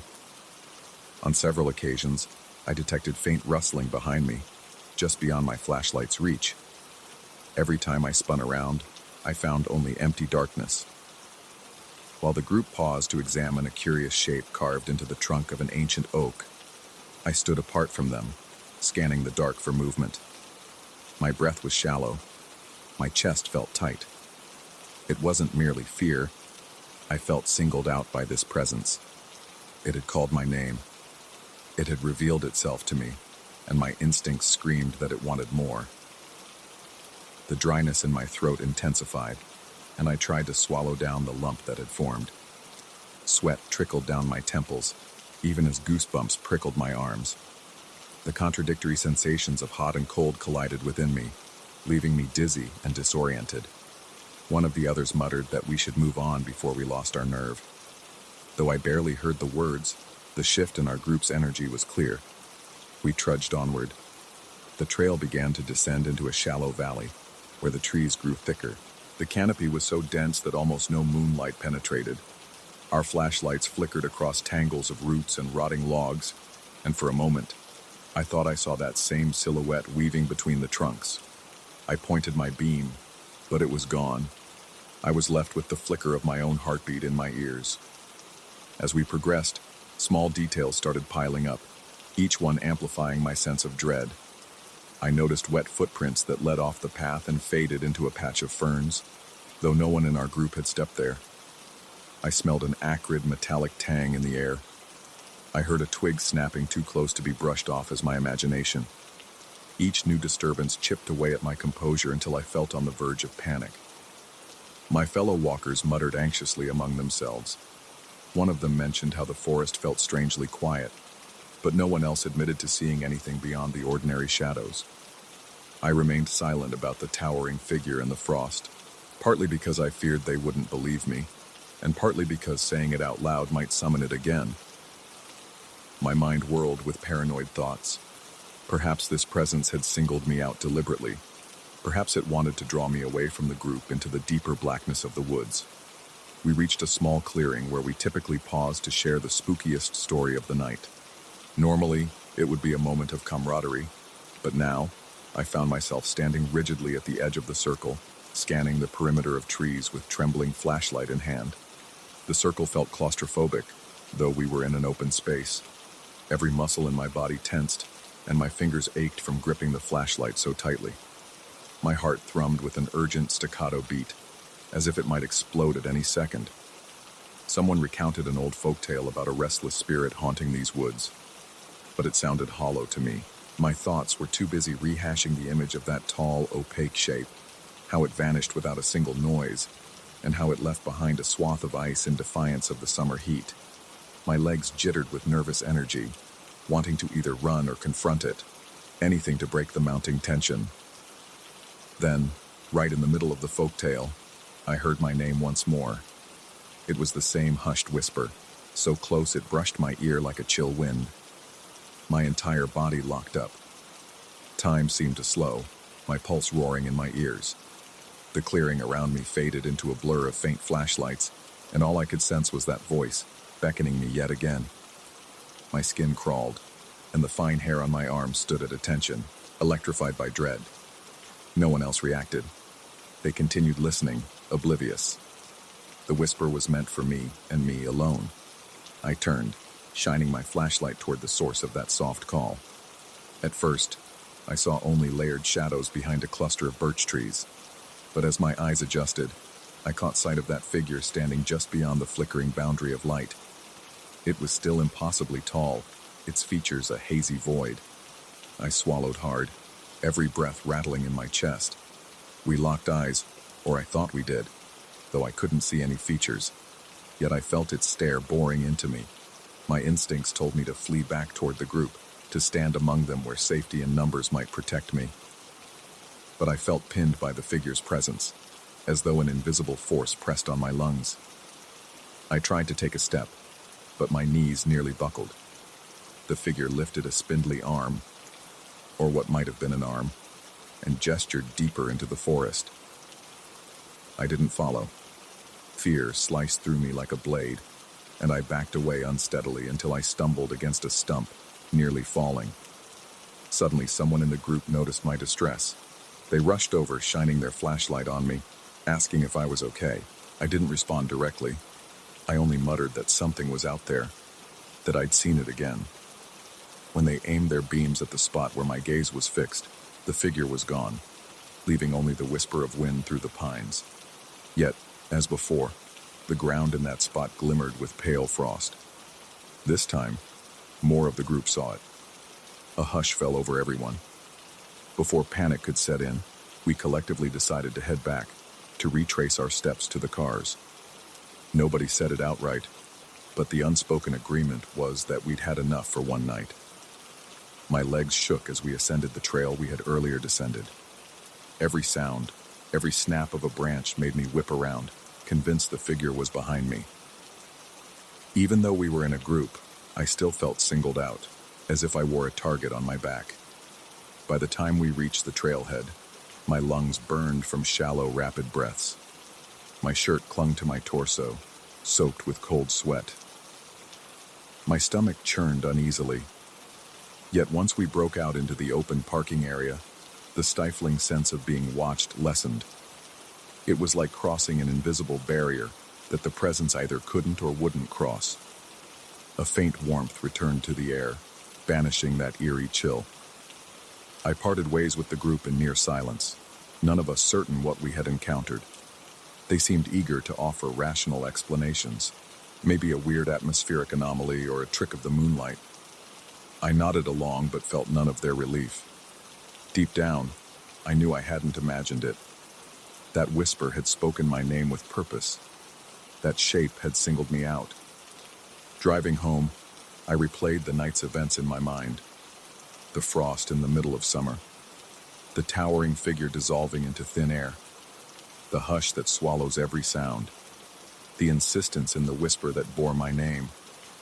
As the headlights of my car swept across the lonely road, I couldn't shake the suspicion that it was still watching me somehow, trailing me through the darkness. Back in my driveway, I turned off the ignition and just sat there, staring at the faint glow of the porch light. My ears rang in the stillness of my car. I glanced in the rearview mirror, half expecting to see that shape looming behind me. Of course, the mirror reflected nothing but the dimly lit street. My breath came out shaky, and I realized my hands were clenched so tightly around the steering wheel that my knuckles were numb. I eventually worked up the nerve to exit the car. That night, I triple-checked all the locks. Every passing car light outside my window made my heart jump, convinced for a moment that the figure had come to linger outside. Even when I finally slumped into bed, my mind refused to quiet. I lay there for hours, replaying the whisper, the frost, the silhouette, over and over like a looped reel. At some point near dawn, I drifted into a restless sleep, filled with disjointed images of black towering shapes and swirling icy fog. I haven't gone back to the woods since. The others still go on their nighttime walks, though they've told me they haven't seen or heard anything unusual. Some have teased me about my overactive imagination, while others have admitted they saw something strange themselves but couldn't quite describe it. I still feel that subtle chill in the air sometimes, even on the warmest afternoons. And now every so often I catch a flicker of movement in my peripheral vision. Too tall, too elongated, just a shade darker than the shadows around it. I wonder if it's waiting, or if it's calling me back for one final look at the frost it can create, even under the hot summer sun. Whether my mind has spun the entire event into a terrifying hallucination, or if that presence remains real and hungry, I can't say. All I know is that the memory of that shape, how it stood, silent and patient, how it whispered my name, lodged itself in my psyche. It left me with a lingering dread that gnaws at my thoughts, a reminder that the unknown might be closer than I ever dared suspect. And sometimes, in the quiet of the night, I almost think I hear it again, softly beckoning me to step into the darkness once more.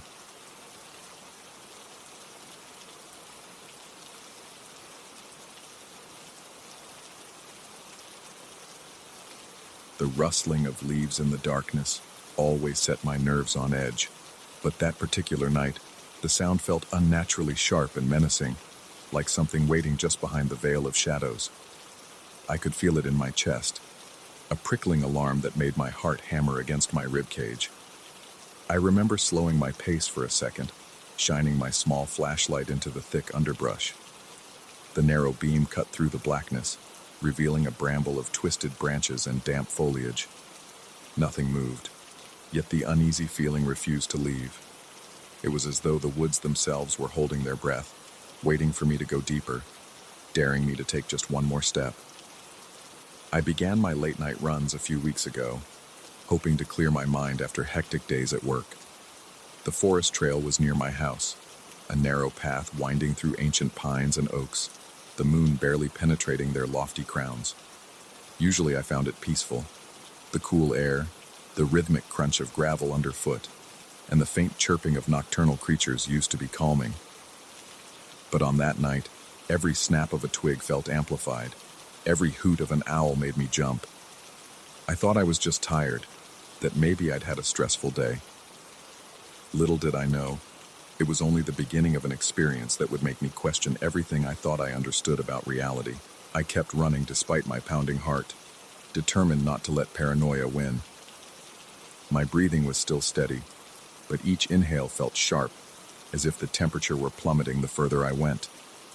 The deeper parts of the woods had always been cooler at night, but this chill sank through my clothes, stabbing right into my bones. My muscles grew tense, and I noticed my pace slowing, as though my legs weren't quite responding. The darkness beyond my flashlight beam felt almost liquid, thick and clinging, and I began to imagine strange shapes shifting on the periphery of my vision. I tried to tell myself it was just the interplay of shadows. Yet with every step, I could sense an unseen presence trailing behind me. At some point, I stopped to catch my breath, letting my flashlight roam across the tree trunks around me. The tension in the air felt palpable, and my lungs fought for oxygen. My mouth was dry, and a thin layer of sweat chilled my back. When I lifted my gaze, I saw it. A figure leaning against one of the massive oaks. It wore a large hood, the kind you might see on a winter coat, but drawn up so far it obscured the entire head. Shock made my pulse accelerate until I could hear the rush of blood in my ears. I remember feeling both startled and oddly relieved to see another person, until I noticed that the figure wasn't moving. Not one twitch, not one shift in stance. It simply stood there, angled as though staring straight at me. I raised my flashlight and aimed it directly at the face beneath the hood. In the instant the light hit, something in my brain reeled. The face was featureless. No eyes, no nose, no mouth. It was like a pale, translucent mask stretched over an empty space. My immediate reaction was to backpedal, nearly stumbling on my own feet. A surge of cold sweat soaked my temples, and I could taste the metallic tang of fear on my tongue. My hands were trembling so much that the flashlight beam danced wildly across the bark of nearby trees. There was a muffled roar in my ears, like my pulse had become a monstrous drum. I wanted to run, to bolt down the path without looking back, but I was rooted to the spot by a terror so raw it made me numb. Then, as though moving in slow motion, the figure lifted its hand. It was painfully deliberate, an unhurried gesture that made my entire body shudder with dread. A gust of frigid wind erupted from nowhere, swirling around me. The trees groaned, and their branches creaked under the sudden force. My breath caught in my throat, my lungs seizing up as if I were plunged into icy water. In the next heartbeat, I realized the figure was gone. Where it had been standing, there was nothing but leaves quivering in the aftermath of the gale. When my senses returned, I shuffled closer, every muscle protesting. On the trunk of the oak, a deep spiral groove glowed with a haunting green light. My mind refused to comprehend it at first. It was as if someone had etched a perfect spiral with scorching precision, leaving an otherworldly luminescence in its wake. I stood there, transfixed, until a wave of pure panic forced me to stagger backward. Suddenly, the forest seemed alive with whispers and rustling. I scrambled away, heart pounding, breath ragged, feeling an overpowering need to get out of that place. By the time I reached home, I was drenched in sweat and half delirious. My chest ached from panting, and I felt a swarm of conflicting thoughts assaulting my mind. I could still see that spiraling mark, etched in my retinas. I fumbled for my keys, barely managing to unlock the front door. Once inside, I bolted it shut and slid to the floor, my back pressed against the wood. I heard myself breathing in short, rapid gasps, and for several minutes I was convinced I'd lost my grip on reality. That night, I hardly slept. Whenever I closed my eyes, I saw that empty face, and a dreadful coldness seemed to seep into my bones. I ended up pacing the living room, opening the curtains occasionally to peer into the dimly lit street. Everything looked normal, which made the memory of what I'd witnessed in the forest all the more jarring. I questioned whether it had been some bizarre trick of the light, or maybe a hallucination brought on by exhaustion. But the image of that glowing spiral was too vivid to dismiss. The following evening, I tried to avoid thinking about it. I even considered skipping my nightly run entirely. However, a part of me insisted that returning to the forest might prove I'd imagined everything. If I found no trace of that mark, it would mean I could go on living as before. My stomach nodded at the idea, but curiosity and a fierce need for normalcy pushed me out the door. When I arrived at the trail, my nerves were already on edge. The moon hung low and yellow above the treetops, casting a sickly glow over the winding path. My legs felt heavy, and I noticed that every rustle of leaves made my heart flutter. I walked deeper into the woods, shining my flashlight at the spot where I thought I'd seen the figure.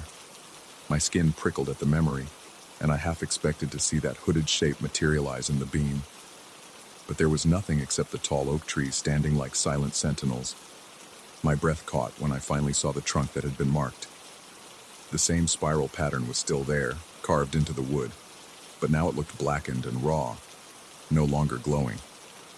Instead, the grooves appeared scorched, as if seared into the bark. A wave of nausea rippled through me, and I recalled the bitter cold I'd felt the night before. My flashlight trembled in my hand as I slowly backed away, refusing to turn my back on the mark. In the days that followed, strange occurrences plagued me. Doors at home would rattle faintly, even when there was no wind. In mirrors, I sometimes caught glimpses of movement behind me, though no one else was there. My nights were restless. Dreams, if they could be called that, featured nothing but rolling darkness, and that featureless face emerging from the void. Waking up from these visions left me drenched in sweat and gasping for air. At work, I was jumpy and withdrawn. Whenever colleagues asked if I was feeling okay, I offered vague assurances. I tried to confide in one coworker, explaining in halting, uncertain tones that I had experienced something terrifying in the woods. The coworker gave me a concerned look, suggesting maybe I was overworked or suffering from anxiety. He reassured me that taking a break might clear my head. I nodded, but I knew deep down there was more to this than just stress. My paranoia grew worse with each passing day. I'd catch myself scanning the corners of every room, half expecting to see that hooded figure lurking in some dark recess. My heart would thump painfully in my chest whenever I stepped into dimly lit corridors. Every creak of the floor or whistle of the wind sent my nerves into a frenzy. My sense of being watched became so overwhelming that I started leaving the lights on in the house, even when I tried to sleep. One night, I woke to a strange, muffled sound, like chanting carried on a distant breeze. My curtains were open, and moonlight spilled across the floor. I lay very still, my mouth dry, every hair on my body standing on end. The chanting seemed to come from outside, near my window. It was low, guttural, almost like a single elongated note shifting in pitch. My heart thundered, and I found myself paralyzed by fear. Eventually, the sound faded, leaving me trembling and uncertain if I'd imagined it. But something was off in my room. The air felt electric, charged with a static I could practically taste. Summoning what little courage I had, I flicked on the lamp and scanned the walls. My breath hitched when I noticed a pattern of condensation on the glass of my window. It was a spiral, not as defined as the one on the tree trunk, but distinct enough to make my stomach drop. A metallic taste flooded my mouth, and I realized my teeth were chattering. A dreadful certainty took hold of me. Whatever I'd encountered in the forest had followed me home. Unable to sleep, I spent the rest of the night hunched at the kitchen table, arms wrapped around myself, fighting off the tremors that periodically overtook me. I replayed everything in my head, trying to make sense of it logically. Maybe I'd had a breakdown, or maybe there was some rational explanation about tree fungi that glowed. But no matter how hard I tried, I couldn't ignore the wave of primal terror coursing through me.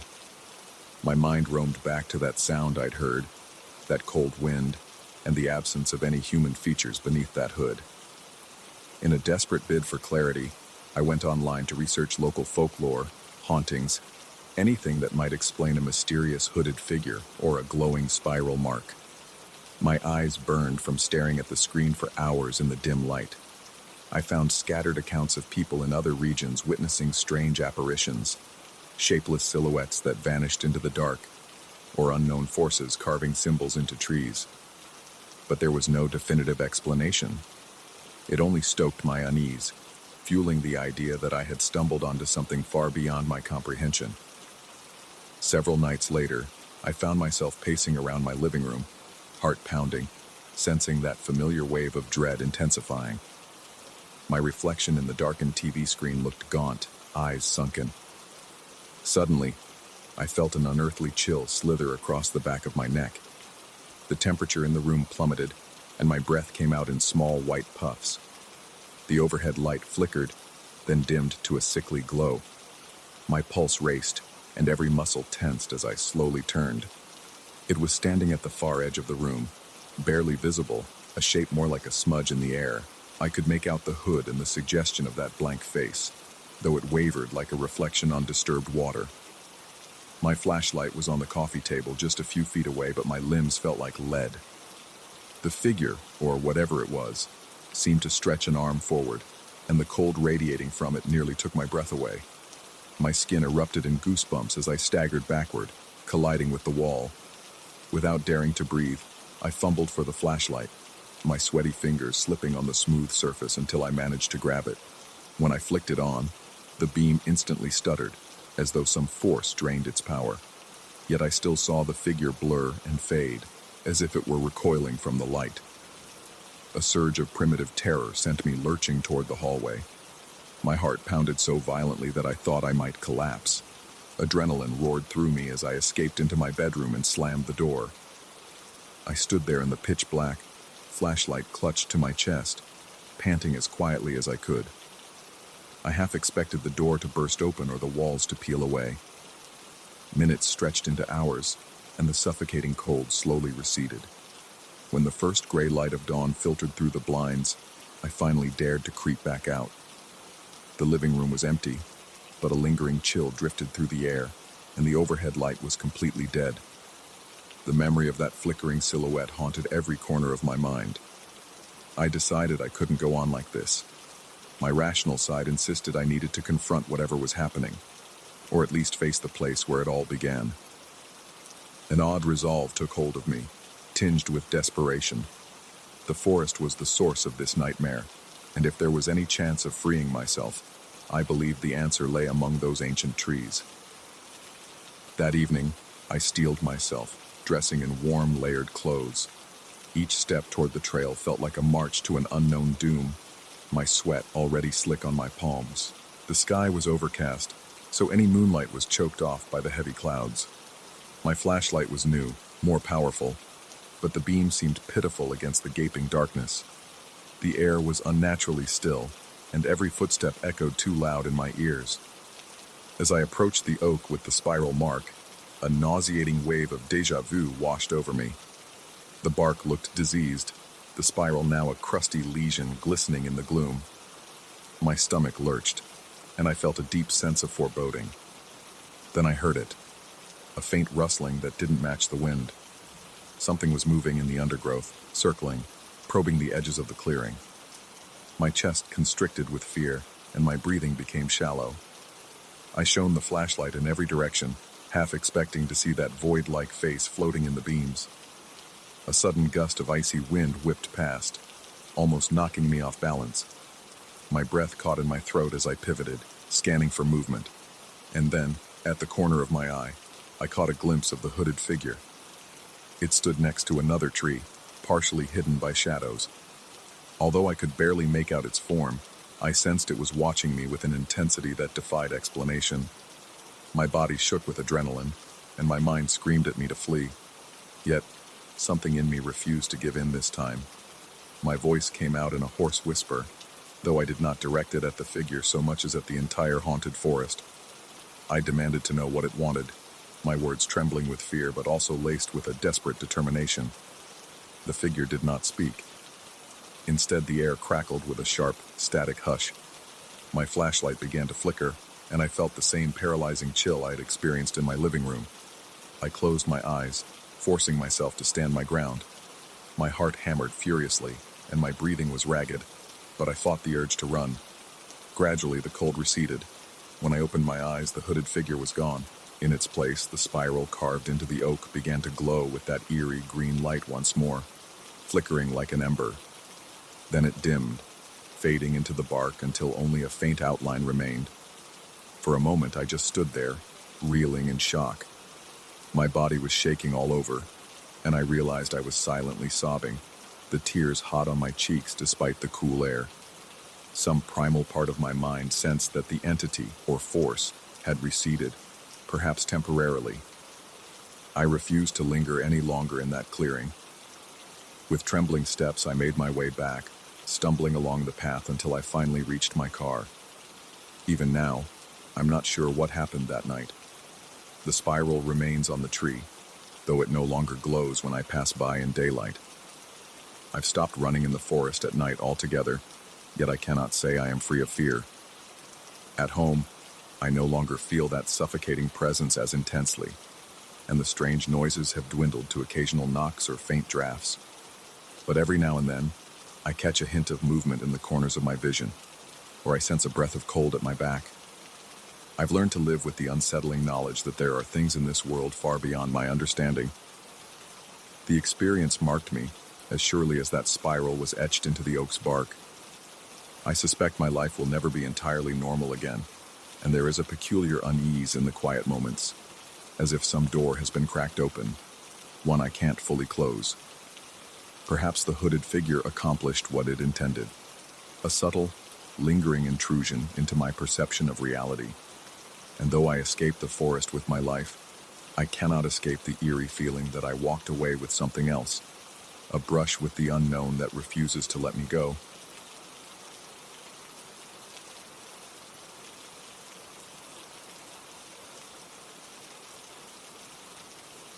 I still remember the very first time I realized something was wrong with the courtyard in the center of my apartment building. It was a chilly evening, and I had stepped out onto my small balcony just to get a breath of fresh air. The courtyard, usually bathed in faint orange light from a nearby lamp, seemed darker than usual that night, as if the shadows had grown a life of their own. My entire body tensed, and a sudden wave of dread crashed over me.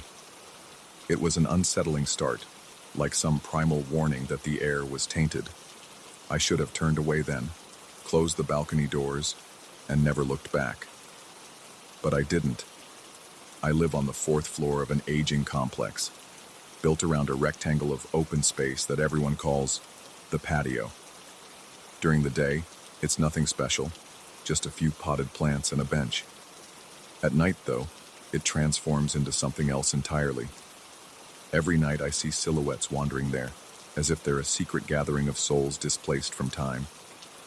Their attire is bizarre, old-fashioned hats, long jackets out of style for decades, and their faces appear smudged, almost erased. They drift in slow circles, as though attending some forgotten waltz. Whenever I try to focus, my eyes begin to sting, and a chill pierces my bones. Before I can get a closer look, they vanish into the deepening darkness. I'm not sure when exactly I decided to observe them more closely. Perhaps it was simple curiosity, or maybe I hoped to prove to myself that it was all in my head. So, one evening, I leaned over the railing a bit too far, ignoring the knot in my stomach that threatened to pull me inside. My teeth clenched, and I held my breath, listening for any hint of actual sound. Almost immediately, I became aware of a low murmur, like hushed conversation drifting upward. The language sounded foreign, or at least distorted, and I felt the hairs on my neck prickle. Each breath I took felt like breathing in glass, sharp and painful. My heartbeat thundered in my ears, and sweat trickled from my brow despite the cold. Then, abruptly, they faded away, leaving me panting, overwhelmed by a nameless terror. The next morning, I brushed it off as a dreamlike experience. Maybe I was overworked, I told myself. Stress can twist the senses. Yet, as evening approached and I returned home, I refused to step out into the patio. Instead, I lingered by my window, half hidden behind the curtains, peering down into the courtyard. The same shapes appeared, drifting in their steady loops, each step synchronized as though rehearsing some archaic dance. My chest tightened at the sight. They were there, undeniably, and their presence brought a suffocating heaviness to the air. I spent the night uneasy, pinned to the window in horrified fascination. For days, I tried to continue my life as if everything were normal. I went to work, engaged in polite small talk with neighbors in the hallway, and forced a smile when anyone mentioned the building's quirks. An older resident once remarked that the courtyard had a strange energy after sundown. She said people who'd lived here in the past swore they sometimes saw figures milling about. I forced an awkward chuckle, trying not to show how the conversation made my stomach churn. In my mind, I replayed the silhouette's swirling dance, the way it tightened my chest and made every hair stand on end. At night, I could not resist the urge to check the window. It became a compulsion that gnawed at my sanity. I'd stand still, hands trembling at the edge of the curtain, listening for that eerie hush of voices. When it came, a cold sweat would break out across my forehead, and a tremor would run through my legs. Each time, I felt convinced I was on the verge of witnessing something forbidden, but the moment I peered out, the temperature dropped noticeably, and my vision blurred. I would blink rapidly, tears forming in my eyes, as the silhouettes vanished into the shadows. Yet, in those few seconds, I always caught a glimpse of someone turning their head, gazing up at my window with that featureless face. My heart thumped so violently, it made me dizzy. Nightmares soon plagued me. In them, I found myself wandering the very courtyard I feared. The stone tiles were ice under my bare feet, and every corner was draped in darkness. The silhouettes would draw closer in those dreams, circling me, whispering. Though I couldn't decipher their words, I sensed terrible secrets passing among them, the kind of truths that no living person should ever learn. My pulse would pound so loudly in these dreams that I thought my eardrums might burst. And then, inevitably, I'd startle awake, drenched in sweat, my bedroom illuminated by the pale glow of the streetlight outside. The dread stayed behind even after I opened my eyes. It didn't help that the building's corridor lights had begun to flicker at unpredictable moments. When I returned from work late one evening, the hallway leading to my apartment was dim, the bulbs flashing in a slow, eerie pattern. Every time it went dark, my heart sank. I imagined the silhouettes might appear right there in the corridor, silent and half-formed, waiting for me. By the time I reached my door, I was gasping for breath, my palms slick with sweat, the key slipping in my shaking fingers. Once inside, I locked every bolt, feeling slightly ashamed of my own fear. Despite my attempts to avoid the patio, one incident forced me into that open space at night. A power outage had struck the building, leaving only the emergency lights on. I had been told by a neighbor that the electrical box, located in a corner of the courtyard, sometimes required a manual reset if the outage lasted too long. He had mentioned in passing that it was best not to wait, otherwise the entire building could be left without lights for hours. I tried to insist we should call maintenance, but it was already late, and we couldn't reach anyone. Since I was the only one who happened to be around at that moment, I reluctantly agreed to go down. The stairwell leading to the patio felt claustrophobic, the walls closing in, and each step I took echoed with a hollow clang. I could barely see, guided only by a tiny flashlight app on my phone. My breathing grew unsteady, and the dryness in my mouth made swallowing difficult. I paused on the last step, forcing myself to be calm, but my heart refused to slow. Taking one final breath, I pushed open the door that led directly to the courtyard. The air was much colder than I expected, biting at my face. Darkness dominated, broken only by faint moonlight. Almost immediately, I sensed movement at the periphery of my vision. I spun around, sweat beading on my forehead, certain that those shadowy figures were close.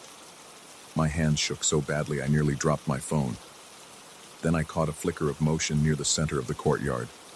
Several silhouettes, 4 or 5, I couldn't quite tell, were moving in that familiar, haunting pattern. Even though their steps were soundless, I sensed a rhythmic swaying, as if a ghostly tune guided them. With my teeth clenched, I advanced toward the breaker box. Every step felt like walking through a thick, invisible barrier, My lungs labored as though the air itself was too dense. I could hear my own heart pounding relentlessly. The silhouettes continued circling, their faces turned downward, the contours of their hats and jackets reminding me of old sepia photographs. My mind reeled with questions. Were these echoes of people who once lived here? Or was I losing my grip on reality? Just as I knelt to fumble with the switches, I felt the temperature plunge even further. My breath came out in plumes of white vapor, and a strangled gasp escaped my lips. It was as though a massive block of ice had materialized in my chest. When I tried to move my hand, it felt numb and uncooperative. Then, from behind, I felt a presence looming. My throat constricted as if a cold hand had wrapped around it. I had the frantic thought that if I turned around, I might see one of those faces, blank and distorted, leering down at me. I struggled with the switches in a panic, cursing under my breath. My phone's dim beam illuminated rusted levers and tangled wires. Finally, I managed to flip the main breaker. The lights in the courtyard suddenly blazed to life, casting harsh fluorescent beams across the stone floor. Instinctively, I whipped my head around. The silhouettes had disappeared, leaving behind only an echo of that strange hush. Slowly, I exhaled, my entire body shaking with relief, though I couldn't shake the feeling that I was being watched. After that night, I avoided the courtyard at all costs once the sun went down. Even during daylight, I felt uneasy crossing it. My neighbors must have noticed the dark circles under my eyes, my newfound jumpiness. One of them, noticing my pallor, casually mentioned that this building had been standing for over a century and had gone through numerous renovations. He recounted stories he'd heard, always secondhand, about how parties were held here long ago, complete with string quartets and formal dances. The gatherings supposedly ended abruptly after a series of strange events. I nodded politely, swallowing hard, disturbed by how similar that was to the silent dance I kept seeing at night. My nightmares worsened. I dreamed I was back in that courtyard, trapped in the center while the silhouettes encircled me in a slow, deliberate march. Their lips, though smeared and featureless, seemed to move in quiet chanting. My heartbeat rose to a deafening pitch and my lungs felt starved for air. Then, every one of them would turn, revealing the emptiness of their faces, and I'd wake with a jolt so violent I nearly rolled off the bed. Paranoia took root in my mind. I began to wonder if these apparitions were leaking into the building's hallways, or even into my apartment. Sometimes, while brushing my teeth or washing dishes, I'd catch a fleeting shape in my peripheral vision, only to turn and find nothing there. The silence of my home grew oppressive. My own breath, ragged and uneven, became the only sound in the gloom. On several occasions, I felt an inexplicable draft that carried the faint scent of stale cologne, something reminiscent of an era long past. Desperate for answers, I thought about investigating the building's history, but I hesitated, afraid of learning something I'd regret. Instead, I attempted a more direct approach: confrontation. One evening, armed with a sense of reckless determination, I positioned myself at the edge of the balcony. I forced myself to stare down into the courtyard, waiting for them to appear. I refused to blink, despite the tension behind my eyes.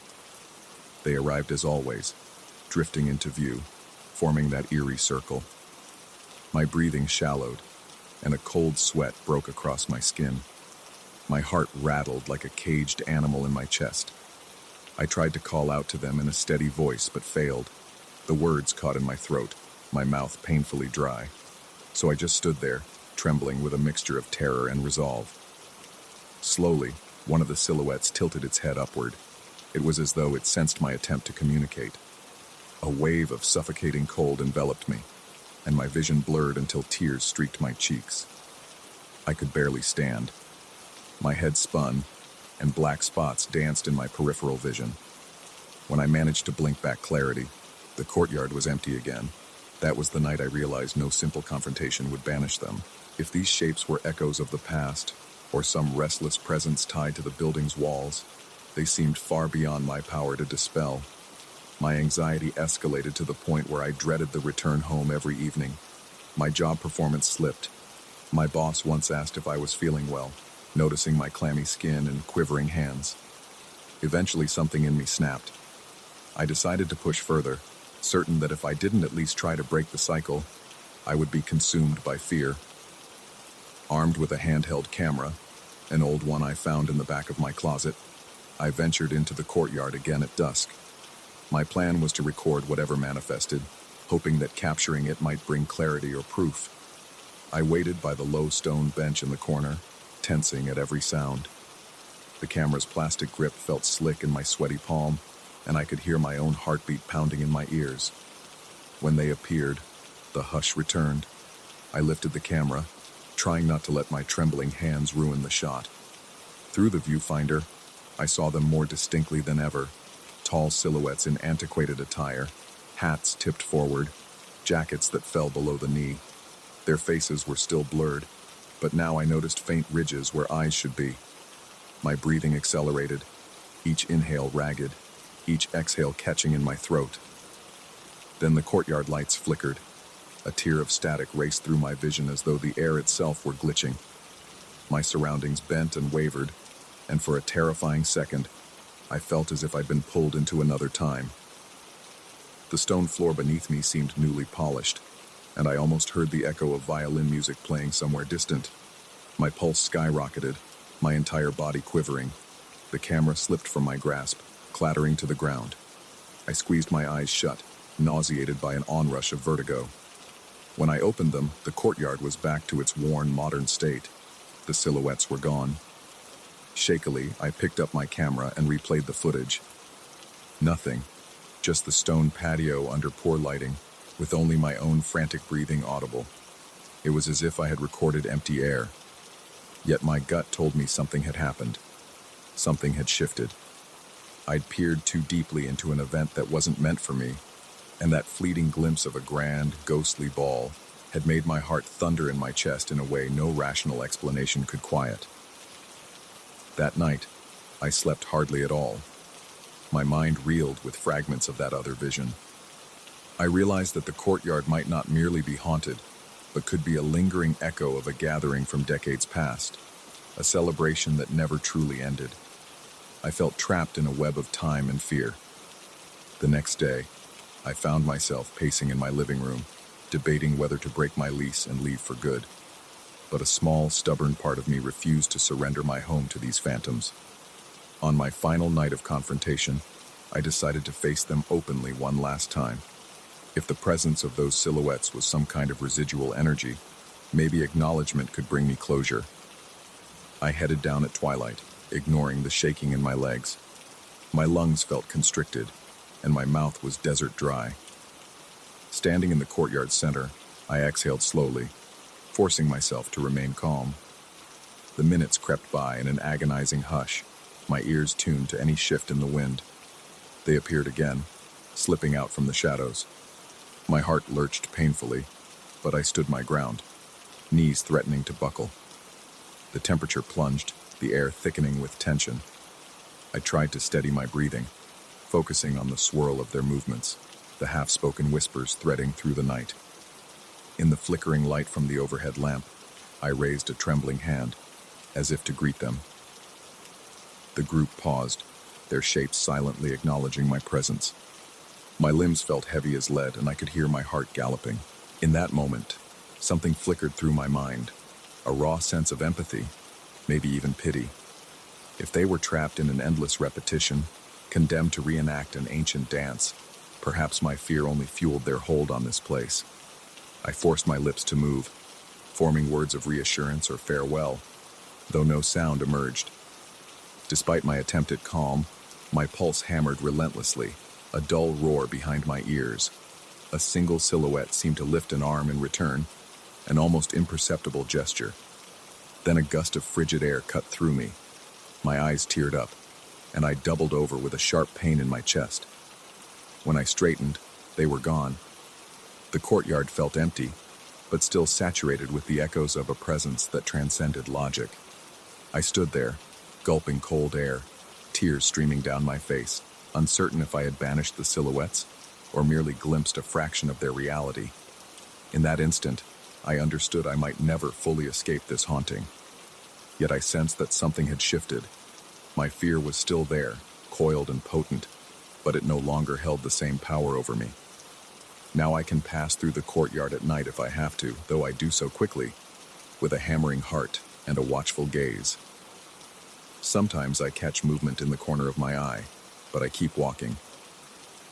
The nightmares still visit occasionally. In them, I stand in the center of the courtyard, joined by swirling shapes that whisper unspeakable secrets. I always wake drenched in sweat, heart racing, but the daily dread has ebbed, replaced by a resigned acceptance. Maybe they're here, and maybe they always will be. This place, once just an old building, is now bound to me by a chilling bond I can't explain. I haven't moved out, though the thought crosses my mind on bad nights. Instead, I endure and adapt. Part of me insists that if I flee, the fear will follow anyway.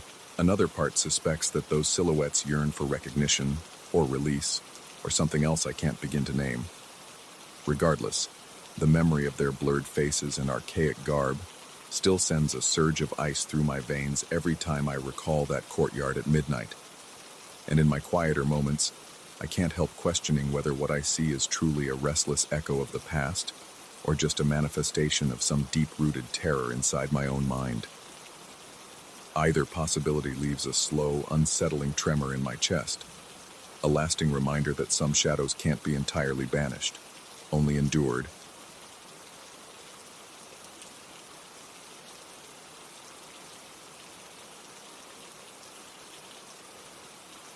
I still remember the way the darkness seemed to stretch itself across the horizon that night, as if the sky were a hungry maw trying to swallow our small aircraft.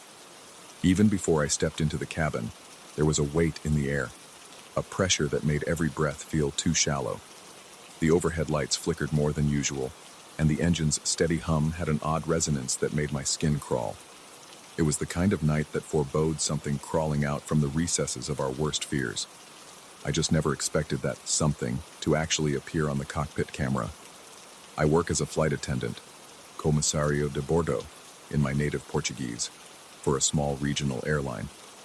My usual shift consists of short flights between neighboring cities, rarely lasting more than a couple of hours. The routes are typically calm, the passengers mostly business travelers or people on quick family visits. Though that night, I noticed a distinct hush among the few seated in the cabin. It wasn't just the typical late-night fatigue. There was an unspoken tension, like everyone felt on edge but refused to say why. Once I had completed the usual safety checks and ensured the passengers were seated, I planned to retreat to the back galley, hoping to close my eyes for a moment. That's when my phone buzzed. Only it wasn't my phone. It was the intercom from the cockpit. The captain's voice came through with a tremor I had never heard before. Normally, he was calm and collected, but there was a quiver that caught my attention immediately. He told me he needed me at the cockpit door right now, and that it was urgent. There was no wasted breath, no typical courtesy. He sounded rattled, which instantly made my stomach drop. I moved quickly through the narrow aisle, noticing how the cabin lights seemed to dim for a moment with each step I took. My heart pounded against my chest. I could feel beads of sweat forming at my temples, even though it wasn't warm. Something felt wrong, deeply wrong, and I didn't know if it was the call itself or my own growing paranoia. As I reached the cockpit door, I noticed the co-pilot standing there with his eyes wide. He didn't say anything directly. He just pointed at the security monitor, his hand trembling in a way I'd never witnessed before. The monitor displayed a feed from the small forward corridor leading up to the cockpit door. Usually that camera would just show an empty stretch of hallway, or me approaching to deliver coffee. But this time, it showed two figures. They looked tall, almost unnaturally elongated, with vaguely human silhouettes. Their heads were slightly cocked, as if listening to some distant sound. They weren't moving. They just stood there, right in front of the camera lens, as if mocking the crew by their sheer presence. The pilot, who had seen everything first, looked at me with fear in his eyes. He indicated he had reviewed the footage from just a minute ago, and these shapes hadn't been there before. They appeared out of nowhere with no sound or movement to announce their arrival. My breath came in shallow gasps. I stepped out into the same corridor, expecting, dreading really, to see those shapes in the flesh. But there was nothing. The space was empty, the overhead lights slightly flickering, the hum of the plane's engines thrumming in my eardrums. I stood there, heart racing, trying to see if maybe the lighting was playing tricks on us, but the corridor was completely vacant. Yet when I stepped back into the cockpit and glanced at the monitor again, there they were, still standing exactly where my eyes told me no one stood. At that moment, I felt a wave of nausea roll through me. My vision blurred around the edges, and I realized I was holding my breath. I exhaled sharply, a cold sweat breaking across my forehead. The pilot whispered something about a possible equipment malfunction, but even he didn't sound convinced. The co-pilot rubbed his temples, muttering that he hadn't heard any footsteps, no doors opening, no voices, absolutely nothing. The monitor image was crystal clear, with the two tall, dark outlines practically staring at the cockpit door, as though waiting to be invited in. Over the next minutes, I tried to regain my composure. I told them, more like told myself, that we were dealing with some odd technical glitch. Yet, every hair on my neck stayed on end. My heartbeat thundered in my ears, making it hard to hear anything else. My mouth was so dry I could barely swallow. I decided to check on the passengers to see if anyone had noticed anything. As I walked down the aisle, I realized my legs felt weak, almost rubbery, and the simple act of walking felt like trudging through thick mud. The passengers, scattered in small numbers across the rows, seemed uneasily quiet. A few looked as though they had heard something or felt some strange shift in the atmosphere, but no one spoke up about it. I sensed their discomfort. It was like we all shared a collective dread, even if we didn't have words for it. I made a quick announcement about turbulence that didn't actually exist, hoping to cover for the sudden tension. My voice quivered, though, and I saw a couple of the passengers look at each other with concerned expressions. In the back galley, I tried to calm myself. I grabbed a cup of water, but my hands shook so badly I spilled half of it before drinking. The overhead light in the galley flickered again, casting sharp shadows on the walls that made me feel like I was being watched. I found myself turning around abruptly, convinced I'd see one of those shapes looming behind me. But it was just the faint reflection of my own shadow against the cabin wall. Nonetheless, the chill remained, and a creeping sense of paranoia began to seep into my thoughts. I started questioning my own perceptions. Could stress or exhaustion be making me hallucinate? But the pilot and co-pilot had clearly seen those figures as well, so it wasn't just me. I told myself to check that corridor once more, just to confirm we weren't missing a real intruder. Stepping out into the aisle, I felt the plane shudder slightly, as if it hit a small pocket of turbulence, though there was no such forecast. The overhead bins rattled and the lights went dim for a full second. My heart drummed in my chest in that momentary darkness. Then the lights came back on, revealing the same mundane interior, but I couldn't shake the sensation of being surrounded by watchful eyes. When I reached the cockpit corridor, I found nothing again. Empty space, sterile lighting, no footprints, no sign of any break-in. But I had the eerie sensation that the air itself was heavier there, thick with an unseen presence. My breathing became labored, and I had to concentrate to keep from hyperventilating. I crept back into the cockpit, where the pilot silently pointed at the monitor once more, wide-eyed and fearful. The figures hadn't moved an inch. They were frozen in that same posture, seemingly staring straight at us through the camera. It was like they were daring us to come closer. An oppressive sense of dread began to envelop me. My thoughts turned inward, imagining all the possible explanations. Could there be a glitch that was replaying an image from some other flight? But I'd never seen silhouettes like that before on any camera feed, and the pilot insisted he was watching the live feed. Another part of me wondered if this might be some sick prank, but the raw terror in everyone's expressions was too authentic. I felt like a cornered animal, trapped thousands of feet in the air with something we couldn't understand. As time dragged on, the feeling in the cabin intensified. The passengers began to shift uneasily in their seats. A few asked if everything was all right. Noticing the concerned look on my face, I gave them standard assurances, but my voice lacked conviction. My mind kept drifting to the possibility that these things, whatever they were, might not be limited to just the camera feed. What if they roamed the plane at will, stepping out of reality whenever we tried to look at them directly? I could hear my heart beating in my ears almost constantly now, and a ringing sensation took hold in my head. I had the acute urge to run, yet there was nowhere to go. The plane felt suffocating, as if the pressurized cabin was shrinking around me. Every step I took seemed louder than usual, and the quiet engine hum developed an unsettling undertone, like distant chanting or static-filled whispers. At one point, I noticed the seatbelt sign flicker off and on erratically, though no one in the cockpit had touched the switch. I made a mental note to ask the pilot if there were any electrical issues, but I doubted we'd find a technical fault that could account for those shapes.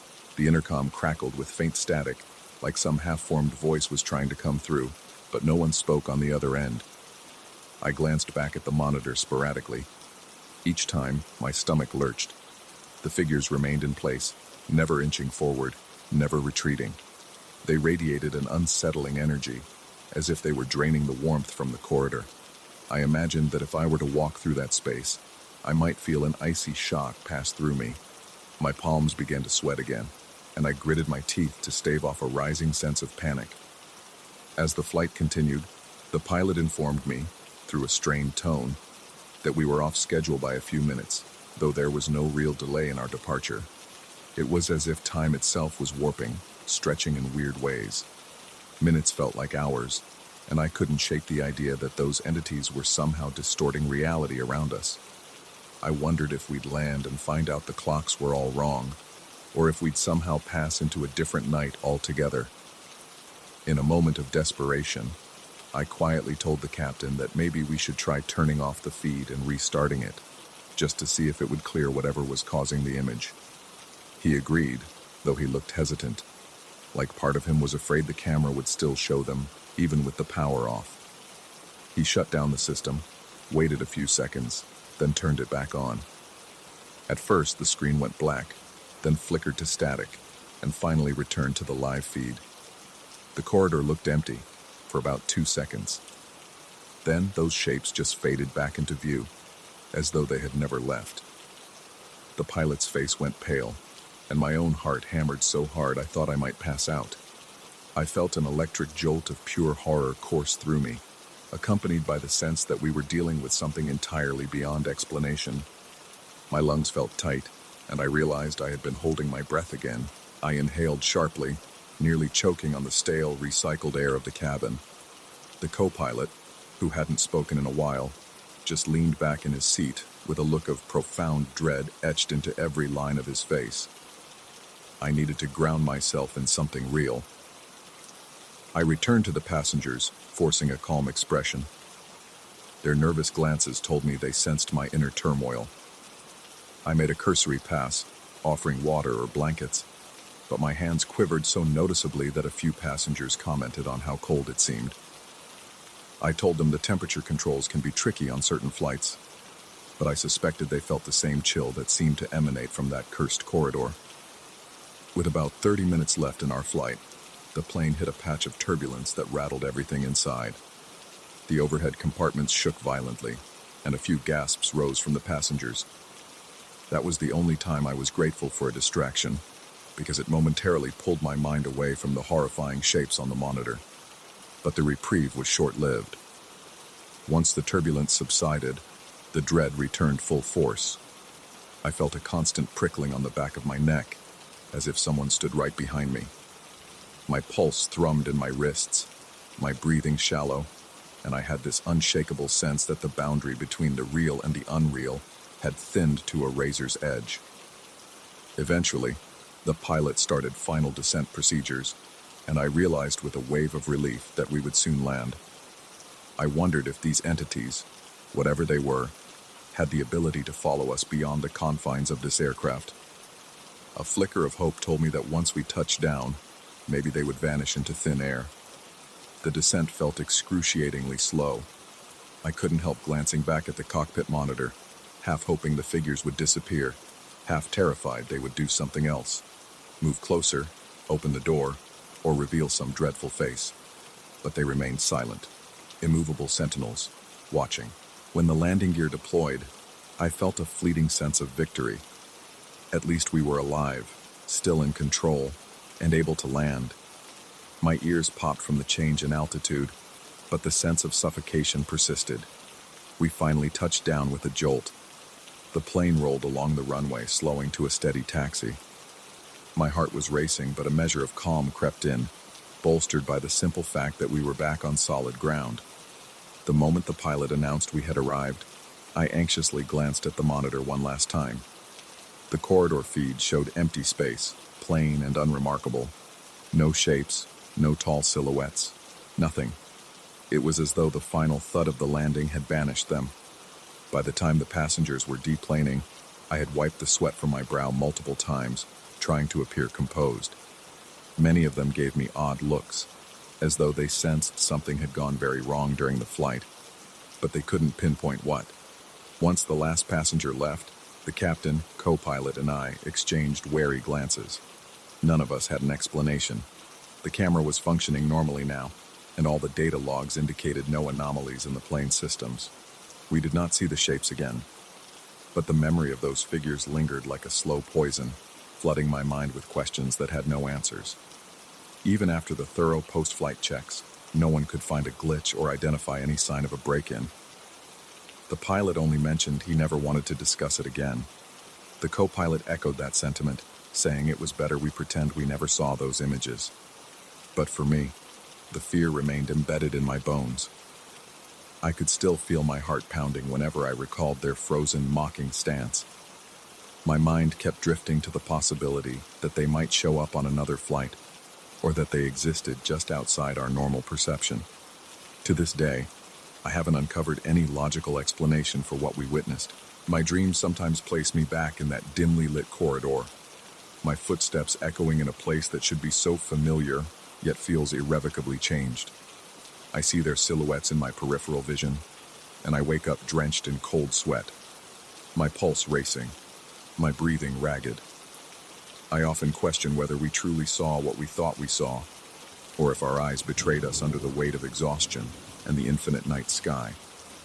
But then I remember the raw panic on the captain's face, the shiver in the co-pilot's voice, and I know we experienced something far beyond a mere hallucination. I continue to work those regional flights, always scanning every corridor, every reflection in the cockpit door, half dreading that I'll catch another glimpse of those impossible figures. Sometimes I think I see a flicker on the monitor, just a faint distortion, and my heart leaps into my throat. But nothing manifests.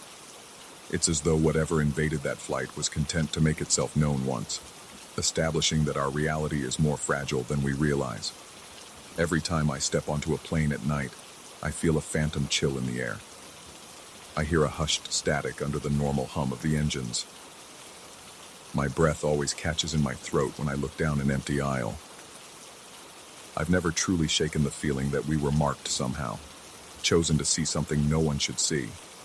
Whatever they were, whether spirits, hallucinations, or entities beyond our comprehension, they left behind a fear that lingers like a shadow in every twilight flight I work. And in some ways, that might be the most chilling thing of all.